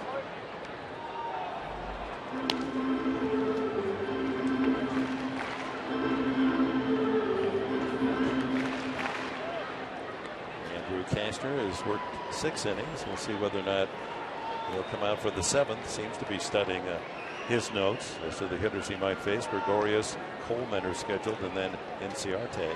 Yeah, there's no action in the bullpen, and Andrew is in game mode still. Low and away, 2 and 2.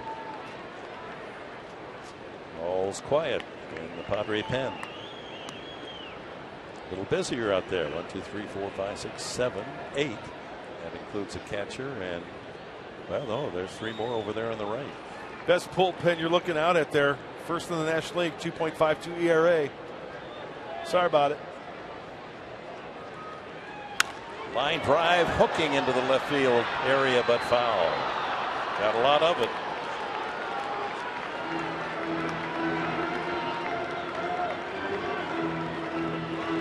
There's that bullpen. All right. That's first in the NL. Major League Baseball. That's right. All of baseball. The best of the best. 2 and 2 now. 2 outs. Grandal at first. Gets him. Off speed, changeup. And that's it for the Padres in the 6th. They got a walk and a single, but nothing in the run column.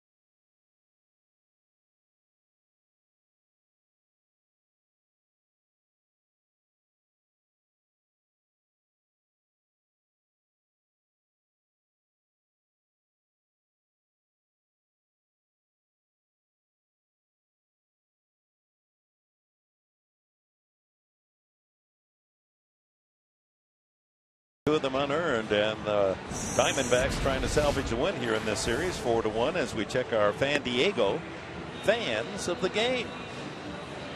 Get those youngsters on television. Well, that's nice. The La Costa team there with the number 19 patch, honoring the late, great Tony Gwynn. Brought their gloves to the ballpark. Good for them. Future big leaguers. Andrew Kastner back out on the hill here in the 7th. Gregorius and Colementor in the leadoff hitter in Ciarte. Gregorius a key double in that 3-run 5th inning. And the D-backs scored 3 runs on only 2 hits. Had a walk and a critical error and a call at home plate that just didn't go their way. Didn't go the Padres' way. I think that was just a matter. There was not enough clear evidence to overturn the call, even though it looked as if he was out. I think you're right, Dick. Absolutely. I think if you had 100 people look at that play, the great majority would say he's out. That's a tough chance for Smith, but he gets back in the corner to make the play. Gregorius hit it well. Boy, he sure doesn't swing the bat like a 206 hitter against the Padres. Yeah, he doesn't. He hit the sweet spot on that one, going the opposite way with some authority. And this ball, remember, the 2-seamer off the bat of Gregorius is slicing towards the line. It's going to slice towards the line. Seth Smith, he pulls the parachute there. At first, he was a sprinter. He got a beat on it, pulled the cord, and cruised in to make the catch. Well, Colementor struck out, but he was involved in the couple of key plays in that 5th inning. His weak ground ball led to the play at home plate, where Marte scored on a play that was challenged and reviewed. A ball he hit just like that with the infield in. Spangenberg throws him out. 2 away here in the 7th. And time for our Saquon Casino Daycation stat of the game.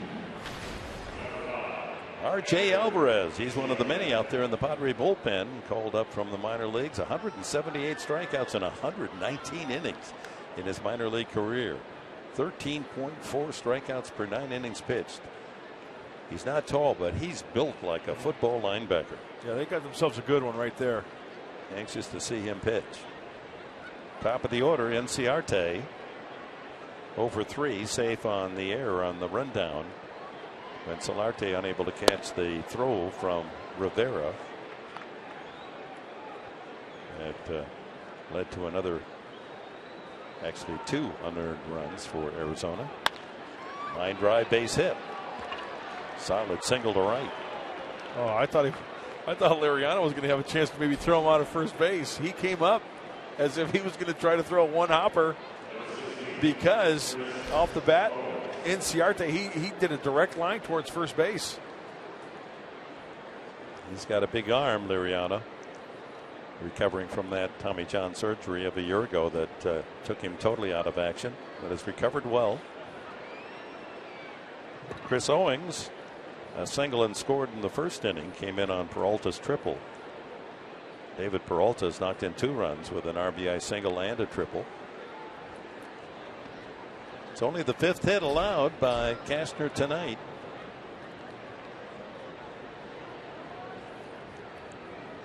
There they are, top of the order, and then Gregorius down at the 8th spot with a critical double in the 5th inning.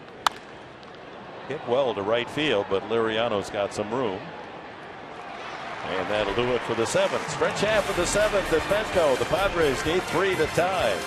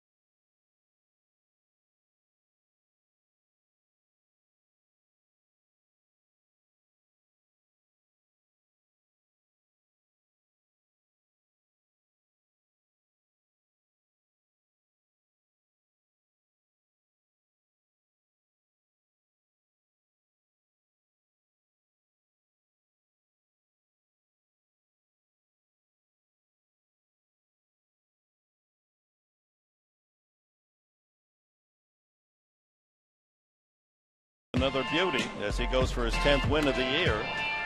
He's allowed just 5 hits and only 1 run, walked 1, struck out 3. And in his 3 starts against the Padres this year, tough man to figure out. And he is a pitcher that just flat out goes right after you with the 84 to 86, maybe 87 mile an hour fastball. And there you see the numbers in 3 starts this year against San Diego. Will Venable starts the 7th inning. Mixes in a curveball, mixes in a changeup, but mostly 4-seamers coming right at you. Venable, Liriano, and Spangenberg in the 7th. 2-0. Venable is grounded out and lined to center.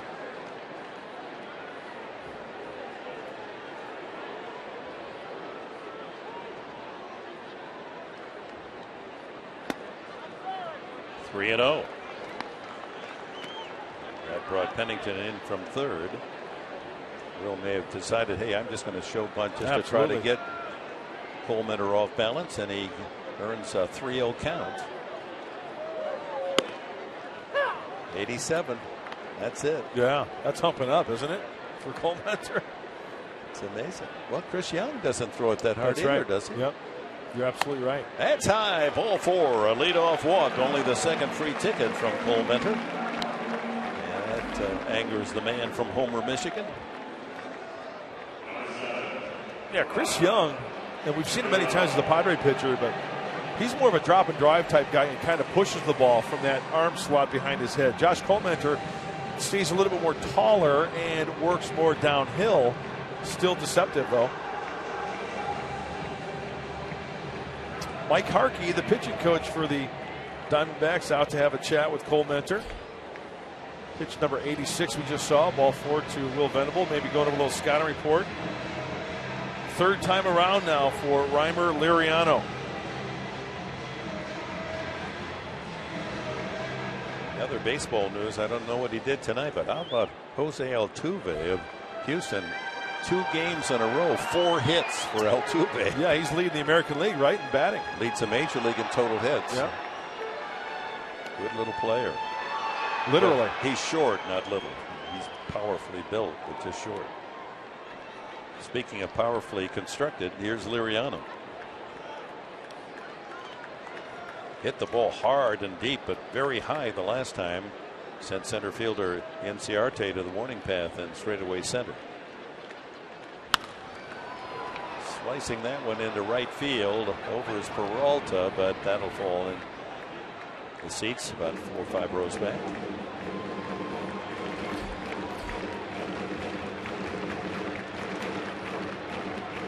Well, a lot of action for the Padres in the box score. Top 3 players with 5 hits.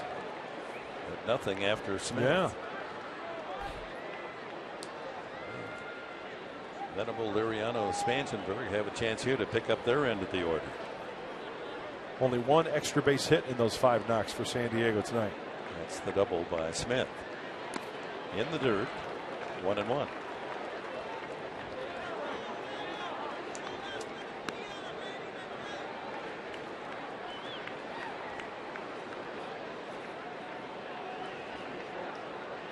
Yeah, final game of the homestand tomorrow night against Arizona. Then on the road, Arizona goes up to Los Angeles after the series. Padres 3 in Colorado over the weekend, then to Los Angeles 3 against the Dodgers, and then to Phoenix for 3 against Arizona. 1-1, Liriano the hitter.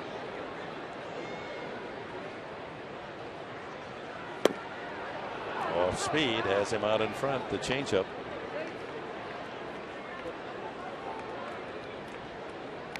Just floats up there, doesn't it? Gets the job done. If you want to learn a great off-speed pitch, master that changeup along with a fastball.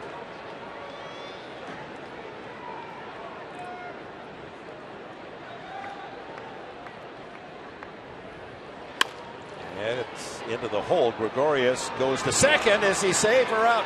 Oh, they're going to call him out. Man, I think if Venable came right into the bag, he might have gotten a safe call out of that, but he slides by the bag. It's a force on a fielder's choice. Liriano is safe. Let's look at it again. Well, Gregorius, he has got a cannon of an arm there. Well, Will got to the bag as quickly as he could on the force play. Let's check it out. Into the glove. Yeah, he's out. Yeah. He was going in hard. Chris Button, what do you have for us? With Corey Spangenberg coming up to bat, you may notice that he wears a mouth guard when he bats. That's because he's had a couple concussions, one earlier this year that had some lingering effects. And what that does is when batters clench their teeth, it takes the pressure off of his temple. And was talking to Paul Navarro, the Padres, one of their trainers. He said a lot of guys around the league do that. Yeah, football players the same, basketball. Mm-hmm. Thanks, Chris. Good stuff. Change up to Spangenberg, and he's out in front.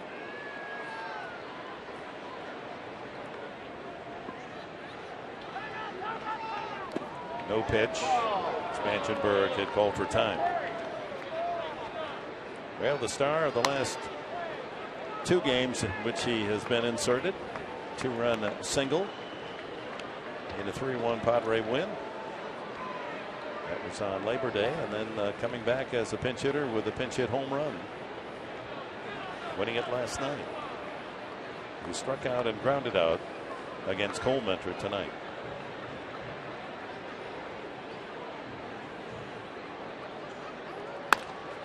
By the mound, that takes Gregorius right to the bag, and it's a 6-3 double play. After 7 at Petco. The D-backs lead it 4-1.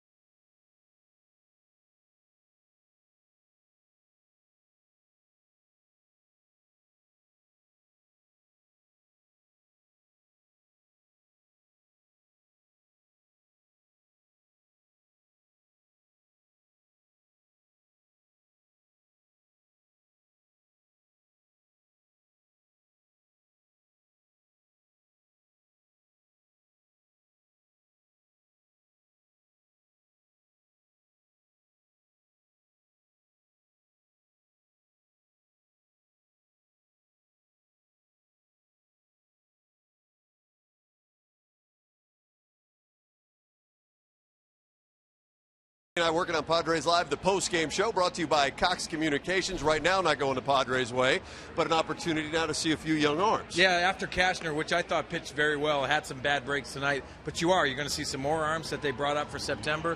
These are opportunities for these young men to go out there and give a good impression. So it's Frank Garces up first. What we see in a post-game show, we'll recap everything that happened on the field tonight, as we always do. Also, you're going to hear from the manager, Buddy Black, and Fox Sports San Diego MLB insider Scott Miller's going to be with us. He's going to talk about the expanded rosters and also a new article he has on our website about Tyson Ross. That's at foxsportsandiego.com. Gentlemen, we'll see you after the final out.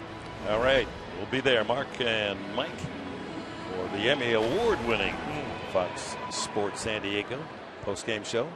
There's our true forward pitching change. Young left-hander Frank Garces. This is his 3rd outing, 3 innings, and he's been perfect in his previous opportunities as a big league lefty. Yeah, and he was on a mission this year. 51 outings, Double-A San Antone, 2-5 record, but his ERA 1.93. He was on a mission, and he's wishing someone could help his lonely condition. He's no longer lonely here at the big league level, that's for sure. Bust a move, will you, Frankie? David Peralta, Padres having their problems getting him out. Hitting .370 against San Diego pitching coming in. He has an RBI single and a triple to drive in another run tonight. 1-2 the count. Peralta, Trumbo, and Montero against Garces. Two left-handed hitters do. And so Bud Black goes to the southpaw. Starter in his minor league career, but converted to the bullpen this year. And he strikes out Peralta. Maybe that's the answer. Yeah. Left-handed pitcher. Well, here's the pitch from Garces. He goes after him with the fastball.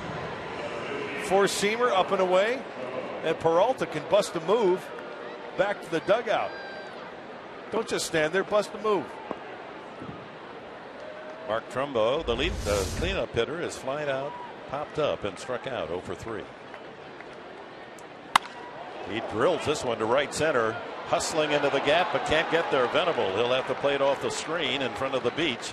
Gets it in, and Trumbo has a ringing double to right center. Well, just as Garces against the lefty has success, Trumbo, a right-handed hitter, belts that one solidly. See how short and quick Trumbo was to this baseball? Going up, staying on top of it. Short on the backside and just driving this ball to right center field. Closed the book on Cashner. 7 innings. He allowed 4 runs, but only 2 earned. Only 5 hits, 1 walk. And that was the walk that started things in the 5th inning. And he struck out 4. And he continued his record, 16 now consecutive home starts, 2 earned runs or fewer. Pitch good enough to win, but the Padres been shackled by Josh Colmenter through 7 innings. And the D-backs bullpen is busy. Montero 0 for 3. A couple of groundouts and a strikeout against Cashner. And he hits a soft liner into right field. It's going to drop for a hit. Liriano's going to try to make a play at the plate. Throws off line and in to score Trumbo. It's 5-1. And Montero, can he get through a game against the Padres without knocking in a run? He's now hit safely in 12 straight games against San Diego pitching. Looks like he played it correctly. Charging that baseball just up the third base side of home plate. And once again, Rene Rivera, as Trumbo rounds third, he has to stay out in front of home plate, that third base line. And because the throw is up the line, he's got to go parallel with that line. He can't back up because then he won't give runner a lane there. They got to do something about that as we have a pitching change. Garces, a left-hander, out. Bud Black is called on the pen. We'll take this time for a break.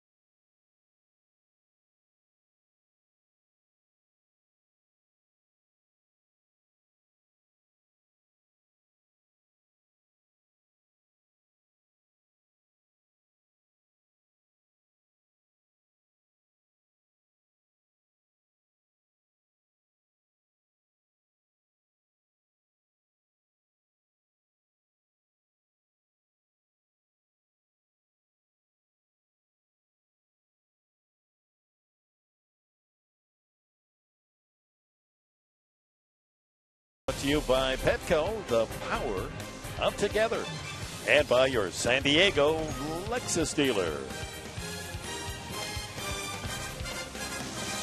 Diamondbacks leading at 5-1 here in the 8th inning, and Lionel Campos makes his major league debut. This 27-year-old from Venezuela, out with Tommy John in 2012. Last year, Fort Wayne and San Antonio, a combined 3-1 record, but only one start, 54 relief appearances. There, his numbers at San Antonio, not glowing at 2-7 and a 5.60 ERA, but they like his arm. Oh yeah, what really stuck out on that graphic there was the strikeouts. 95 strikeouts in 78 innings. Marte swinging at the first pitch, and that sends that back out of play. Marte a walk and scored in the 5th inning. He started the 3-run go around with a leadoff walk. He's fouled out and flied out. Fastball slider from Campos.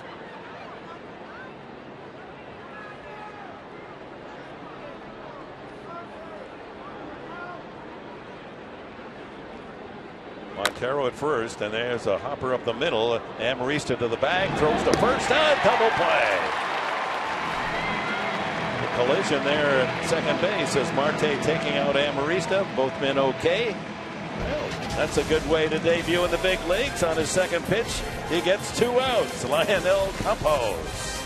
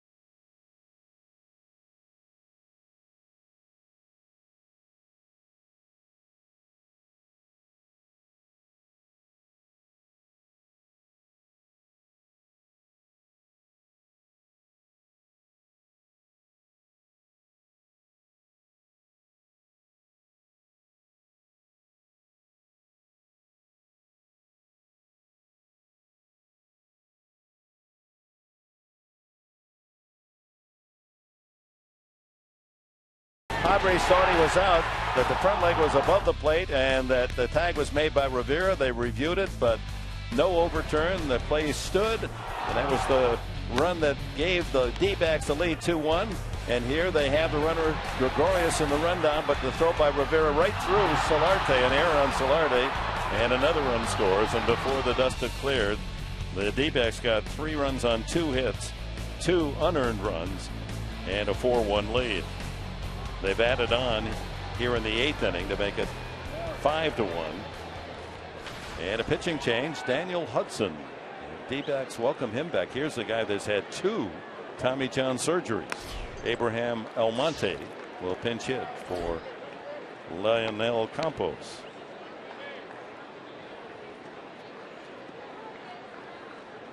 Almonte, then Solarte and Amarista. Last of the 8th, 5-1 Arizona. That's a strike. Huh. Daniel Hudson, a little two-seamer there at 95. Tore his ulnar collateral ligament back in June of 2012. I love stories like this as well. Going under the knife, Tommy John surgery. And then missed all of 2013 and then had arm trouble again this year. It was his second Tommy John surgery. But he's back on the hill, and they feel like he's going to be a contributor to the Diamondback cause going forward. Throws a fastball, slider, cutter, and a changeup. 2-2 now to Almonte.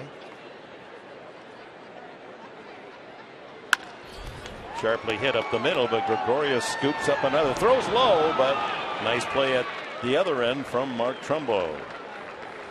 This copyrighted telecast is presented by authority of the San Diego Padres and may not be reproduced or retransmitted in any form. And the account's description of this game may not be disseminated without the express written consent of the San Diego Padres. Hey, R.J. Alvarez. We apparently are going to see him in the ninth inning. See what kind of stuff he has. He was part of the trade Houston Street going to the Angels. Padres got 4 players, and Alvarez in a brief time a standout. Strike to Solarte, 1 for 3 tonight. Okay, I know you're proud of your knowledge of college nicknames. I'm going to come at you here. Hudson, Old Dominion. I should know that one, but you know what? I don't know it. The Knights. You're really in the ballpark on that one. I think I'm right. The Monarchs. The Bishops. Old Dominion Monarchs. Chess. Not Monarchs. Okay, that's a good one. Yeah. I took a wild guess. I did not know that one. Line drive left field, but it's carrying. Oh! Having trouble with the lights was Marte, but able to come up with the ball on a line out off the bat of Solarte.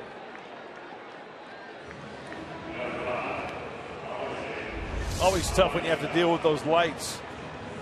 Well, that's testimony to how well the ball was hit. Yep. That a man, it's on a low line drive and it's right into the lights. But 2 away as both balls hit well. Almonte and Solarte for outs. And here's Amarista. He and Smith with 2 hits apiece at the top of the order, and he scored the Padres' only run.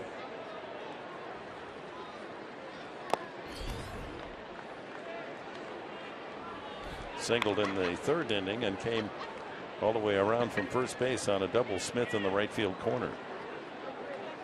Singled again to right field in the 6th inning, but erased on a double play.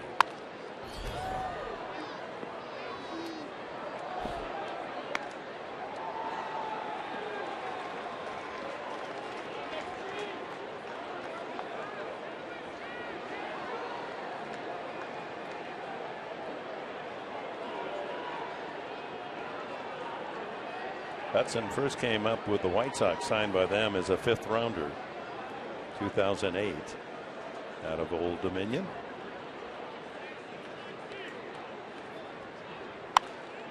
And another foul. I mean, imagine the feeling Daniel Hudson is experiencing right now.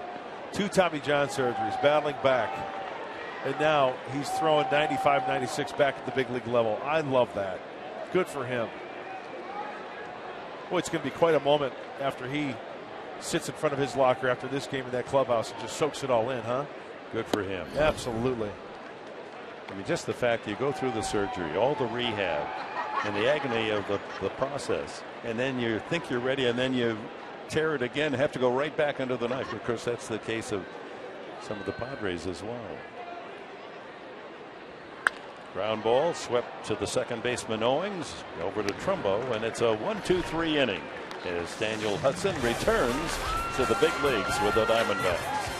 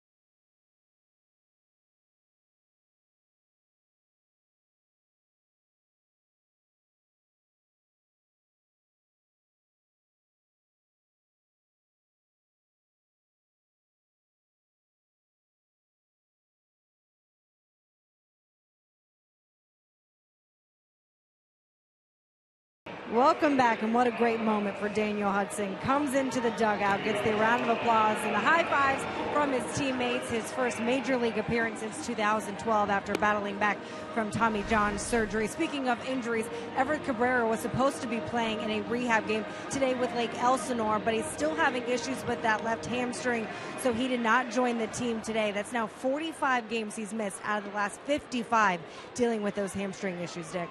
Yeah, so Chris, the injury list on every ball club. You know, you can't feel sorry for yourself. Everyone has to play through injuries. Gives you another guy a chance. Now let's check on R.J. Alvarez, about to throw his first major league pitch as he faces Cliff Pennington. 95 on the fastball.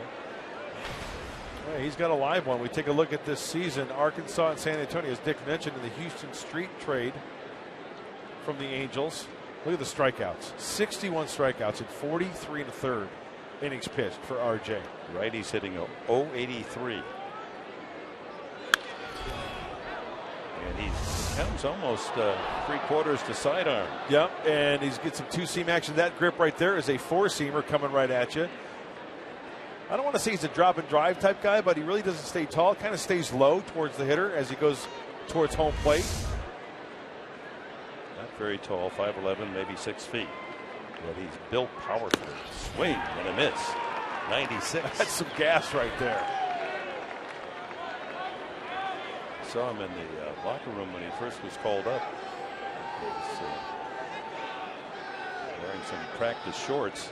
And he's got legs. His calves are the size of a football lineman. 2-2 the count. Alvarez always working from the stretch, and here he is coming at you. Kind of break down to that back leg, kind of a little turn to get some momentum, and then very aggressive, a max effort type guy.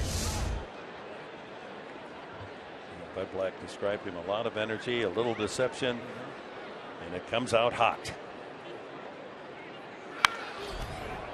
Pennington stays alive, 2-2. Gregorius, and then the pitcher's spot here in the top of the ninth as Arizona, after losing the first 2 games of the series, 3-1 and 2-1, now have a 5-1 lead here in the ninth. Tomorrow night, Ian Kennedy for the Padres, Randall Delgado 2-3 for Arizona. 5:30 our TV time, and a full count.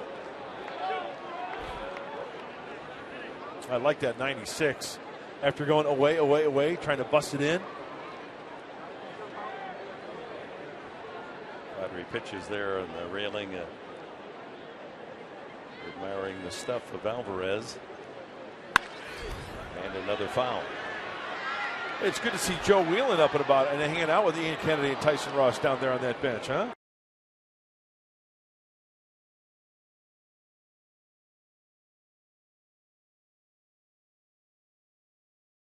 Before season end.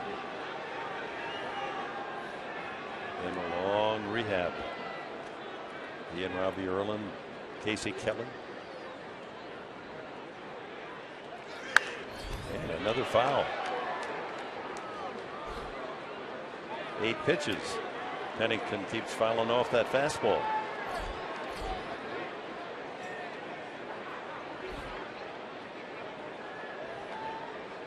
What's his secondary pitch? Slider.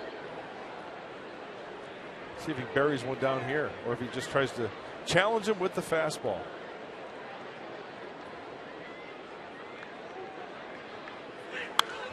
And another foul on the fastball.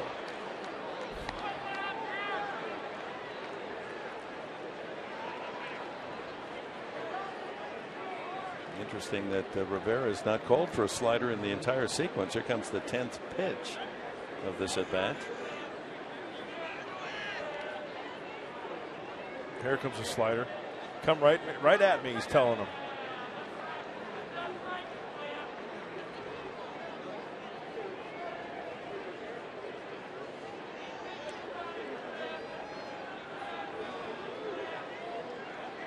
He's just 23 years of age, Alvarez. And ball 4. And a look ahead tomorrow, final game of the homestand, Ian Kennedy will take the ball, looking for a win that will double his season at 11-11. And it'll be Randall Delgado, 2-3 with a 5.85 ERA on the mound for Arizona. 1 hour earlier than your tickets and the schedule may say. It's a 6:10 start. We'll be on the air at 5:30 here on Fox Sports San Diego.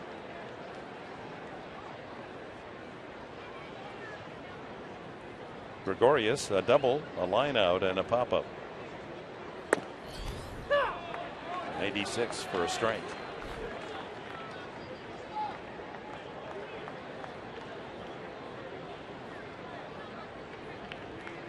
Cody Ross, veteran outfielder, is on deck.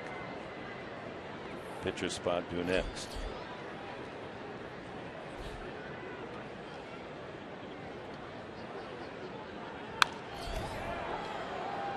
Another foul ball.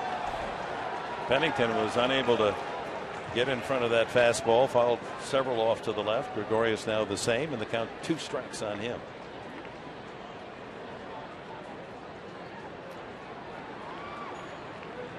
You know, R.J. Alvarez, like any young pitcher with good stuff, they're going to realize and find out quickly that, you know, these big league hitters, they like the fastball. They'll be able to follow it up. It's that wipeout pitch, that secondary pitch, that's going to come into play.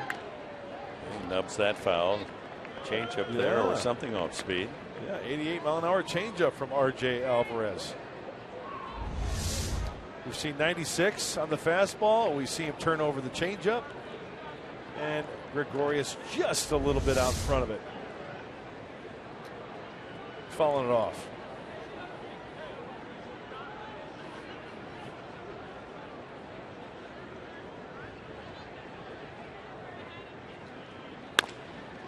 Back to the mound. The throw to second base for 1. Back to first, not nearly in time. As Gregorius sprinted up the line, safe on the fielder's choice. 1-6 on the fielder's choice. Like a tough to tell, maybe a two-seamer away, but like you said, even if that was a crisper throw, right, to second base, Gregorius still would have beaten it out. Let's revisit the keys of the game. Hale to the Chippewa. I mean, Hale down on him, kind of beat him up a little bit. Well, Cole Minter, 7 innings, 5 hits, Dick, 1 earned run. And Hail to the Chippewa actually is one of the fight songs for Central Michigan. Hail to the Chippewas. So at least in that regard, Cole Minter knocked you down. Yeah. He got you. And up to this point, Padres have not scored 4 runs. Only 1 tonight against the Diamondbacks.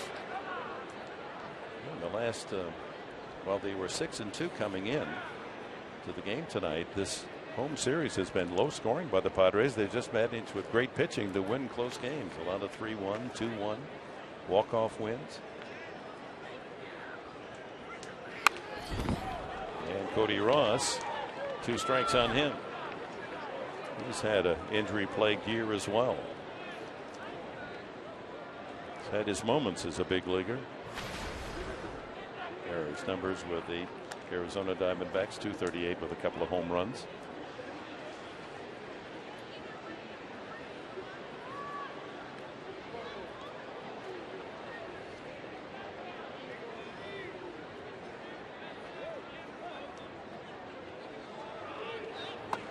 Inside.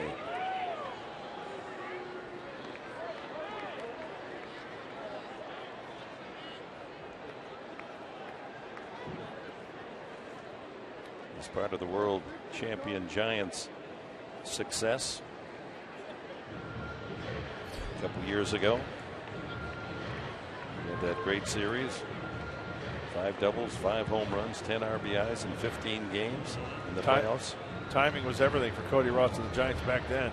Had 3 home runs in the first 2 games of the National League Championship Series. Only the 4th player to do so, and Babe Ruth was one of them. He's had some moments to remember as a big leaguer. Now 33 years of age. Through the hole into left field. Gregorius, or rather Pennington, takes a aggressive turn and then will hold at second base. So 2 on with 1 out here in the top of the 9th inning. Well, it had that hollow sound to it. Looks like Ross was out in front of a breaking ball. As actually he hits that ball as one hand comes off, and have a listen to that sound. Yeah, had that real high sound. Right. But he didn't have really a grip on the bat. That's right. So 2 on with 1 out, and leadoff hitter Ender Inciarte comes up. He's 1 for 4. 8 hits now for the Diamondbacks.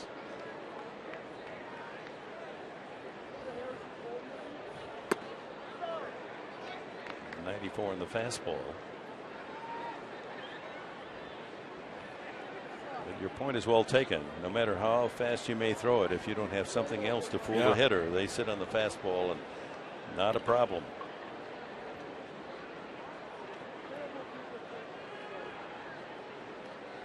D-backs lead here, 5-1, top of the 9th. Also looks like Alvarez goes heavy on the fastball down and away to the left-handers. Remember earlier in the inning, he did throw a fastball in to one of the left-handed hitters. I believe it was Pennington as he led off the inning, which led to a walk. Pennington out at second, Ross at first. The 2-0 pitch, 3-0. Another fastball. So we've seen the major league debuts of Lionel Campos. On his second pitch, induced a double play in the 8th inning. And now R.J. Alvarez, 21 pitches, has men at first and second, and the count is 3-0 on Inciarte.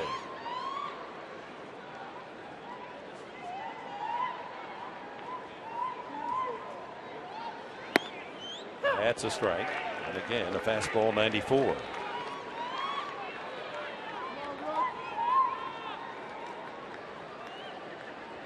Gregorius out at second. He forced Pennington, who walked the lead off the inning. So Gregorius at second, Ross at first.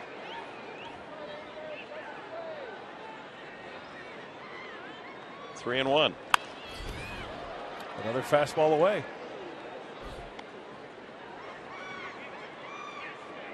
So with an arm like that, as we see Alex Torres getting up here in the 9th inning. 23 years of age. Alvarez, you know, they'll work with him, get a changeup, work on the slider.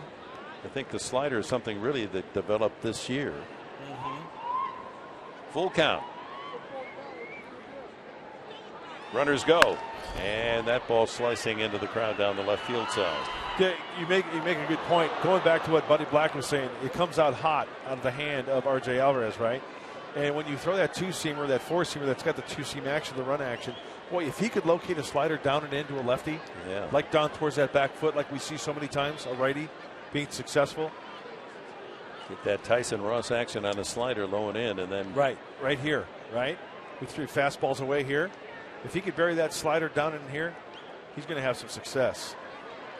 They go again, and ball 4. The bases are loaded. A couple of walks and a single have filled them up with snakes. And Chris Owings is the hitter, and Darren Balsley's going to go out and talk to the young right-hander. Well, just to calm him down a little bit, we have to remember that this is his major league debut. The heart's probably pumping a little bit, the adrenaline going through the roof. Hey, you got good stuff, right? You got good action on that fastball. And while we have a moment, let's take a look at the Bill Howe play of the game. And we go back to the 5th inning. Post call, infield in, throw by Spangenberg, and Marte is called safe. Challenged. The replay. The play stood as there wasn't enough evidence to overturn it, but you could make a cause for the fact that Rene Rivera tagged the back leg while the front leg was over the base, not on the base. Nevertheless, that broke the 1-1 tie, and Arizona went on to score 2 more in a 4-1 lead. Now 5-1, bases loaded, 1 out to Owings. He faces a right-handed hitter now. He had his success early against right-handers.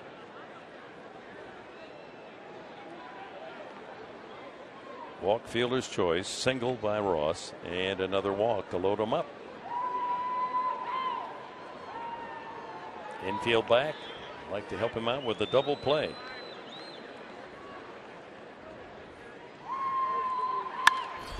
Fly ball shallow in center, but it might be deep enough. Yep, it will be. Venable makes the catch. The throw will be to the infield. Gregorius scores, and that makes it 6-1. Owings with his 22nd RBI. Gregorius scoring for the second time tonight. And Bud Black to the mound. Pat's young. Alvarez on the back. Hey, welcome to the big leagues, right? Got that out of the way. Nothing but bright future ahead for R.J. Alvarez. Pitching change made here at Petco. 6-1 Arizona.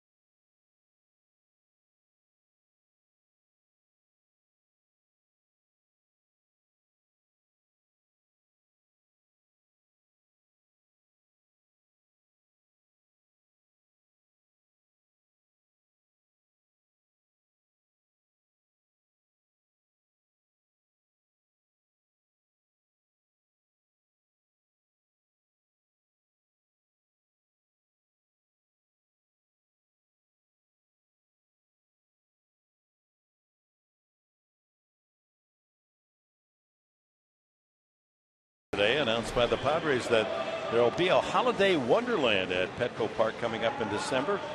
Fun for all ages. It'll begin December 5th, 12 nights from 5 to 10 at night. There's going to be Polar Express trains, Candyland, light vignettes, live reindeer, Santa's workshop, a photo with Santa, much more. Visit Padres.com holiday for more information. Santa came here. I guess it's a light time of the year. They're going to get those elves going, cooking. Yeah, a little break in late summer as he heads back to the North Pole and starts making those trains. He's a big fan of baseball. Loves the Friars. I love Santa. Big fan. Alex Torres out of the bullpen, trying to get the final out here in the ninth. David Peralta, 2 for 4. 2 runs batted in, a single and a triple. Well, if anything here for Alex Torres, he needs to get this hit.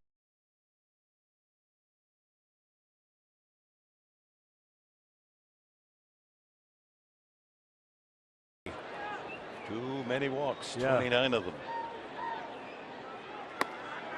Throw through to second base and safe. As diving back to the bag was Cody Ross.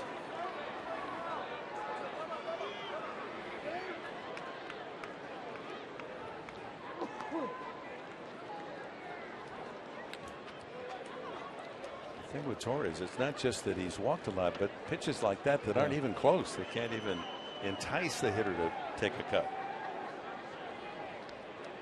It's almost like as if he misses big time, right? Yeah.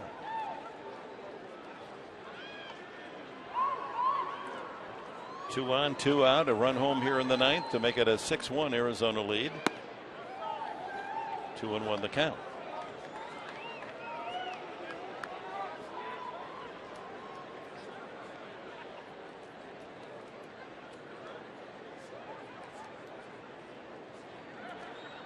Padres in the ninth will have Smith, Grandal, and Rivera scheduled. Changeup, and he has a dandy. I mean, that's really a good changeup. 2-2.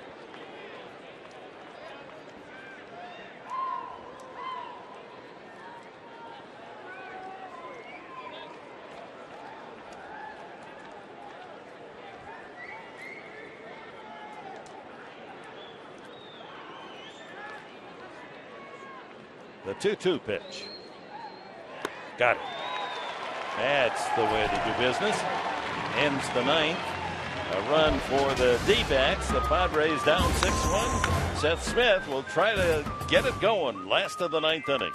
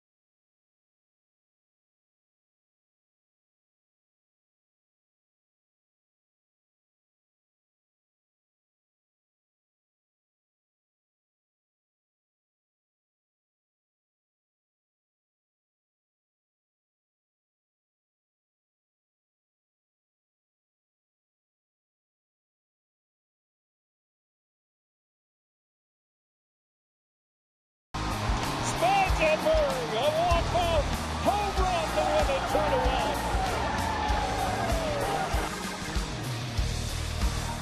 Yeah, last night at this time, that was the theater, the drama provided by rookie Corey Spangenberg's first home run, a walk-off home run, and the Padres win it 2-1. Tonight it's 6-1 Arizona, and their ace reliever Addison Reed, former San Diego State Aztec, comes in. He needs the work. Hadn't been called upon for any duty, so this is an opportunity for manager Kirk Gibson to get him in the game. Seth Smith, his 2 for 3, a single, an RBI double, knocked in the only run for the Padres back in the third and bounced into a double play. Fly ball to center, hit pretty well, but lots of room out there for Inciarte. One away. Yeah, last time Reed was out there was on the 29th on Friday against the Rockies. Got to stay sharp, right? Can't collect too much rust out in that bullpen for an inning of work for Addison Reed. 31 saves for Reed on the year, 1-5 his record, so he's blown some opportunities, and his ERA for a closer is high, 3.61. 3 on the right side with the shift against Yasmani Grandal. 0 for 2 with a walk tonight for the Padre first baseman.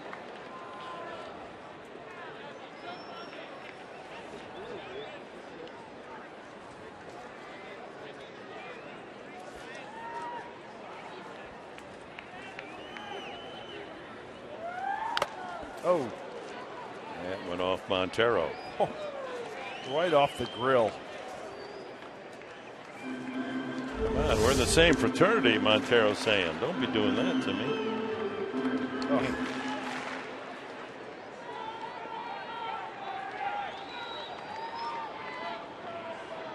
That'll rattle your fillings. I don't know. Maybe he brushes well and flosses. Maybe he doesn't have any fillings. I was just assuming. That's right. Just to keep that dental plan to yourself, huh? Left side. The only one over there is Pennington to throw out ground ball, and the Padres are down to their final out. Well, the Padres in winning 5 of the last 6 scored 3, 3, 2, 1, 3, and 2. So the bats have become quiet here, and they have just 1 run tonight. Maybe it'll all break loose tomorrow night against Randall Delgado, support of Ian Kennedy. Rivera 0 for 3 with a couple of strikeouts.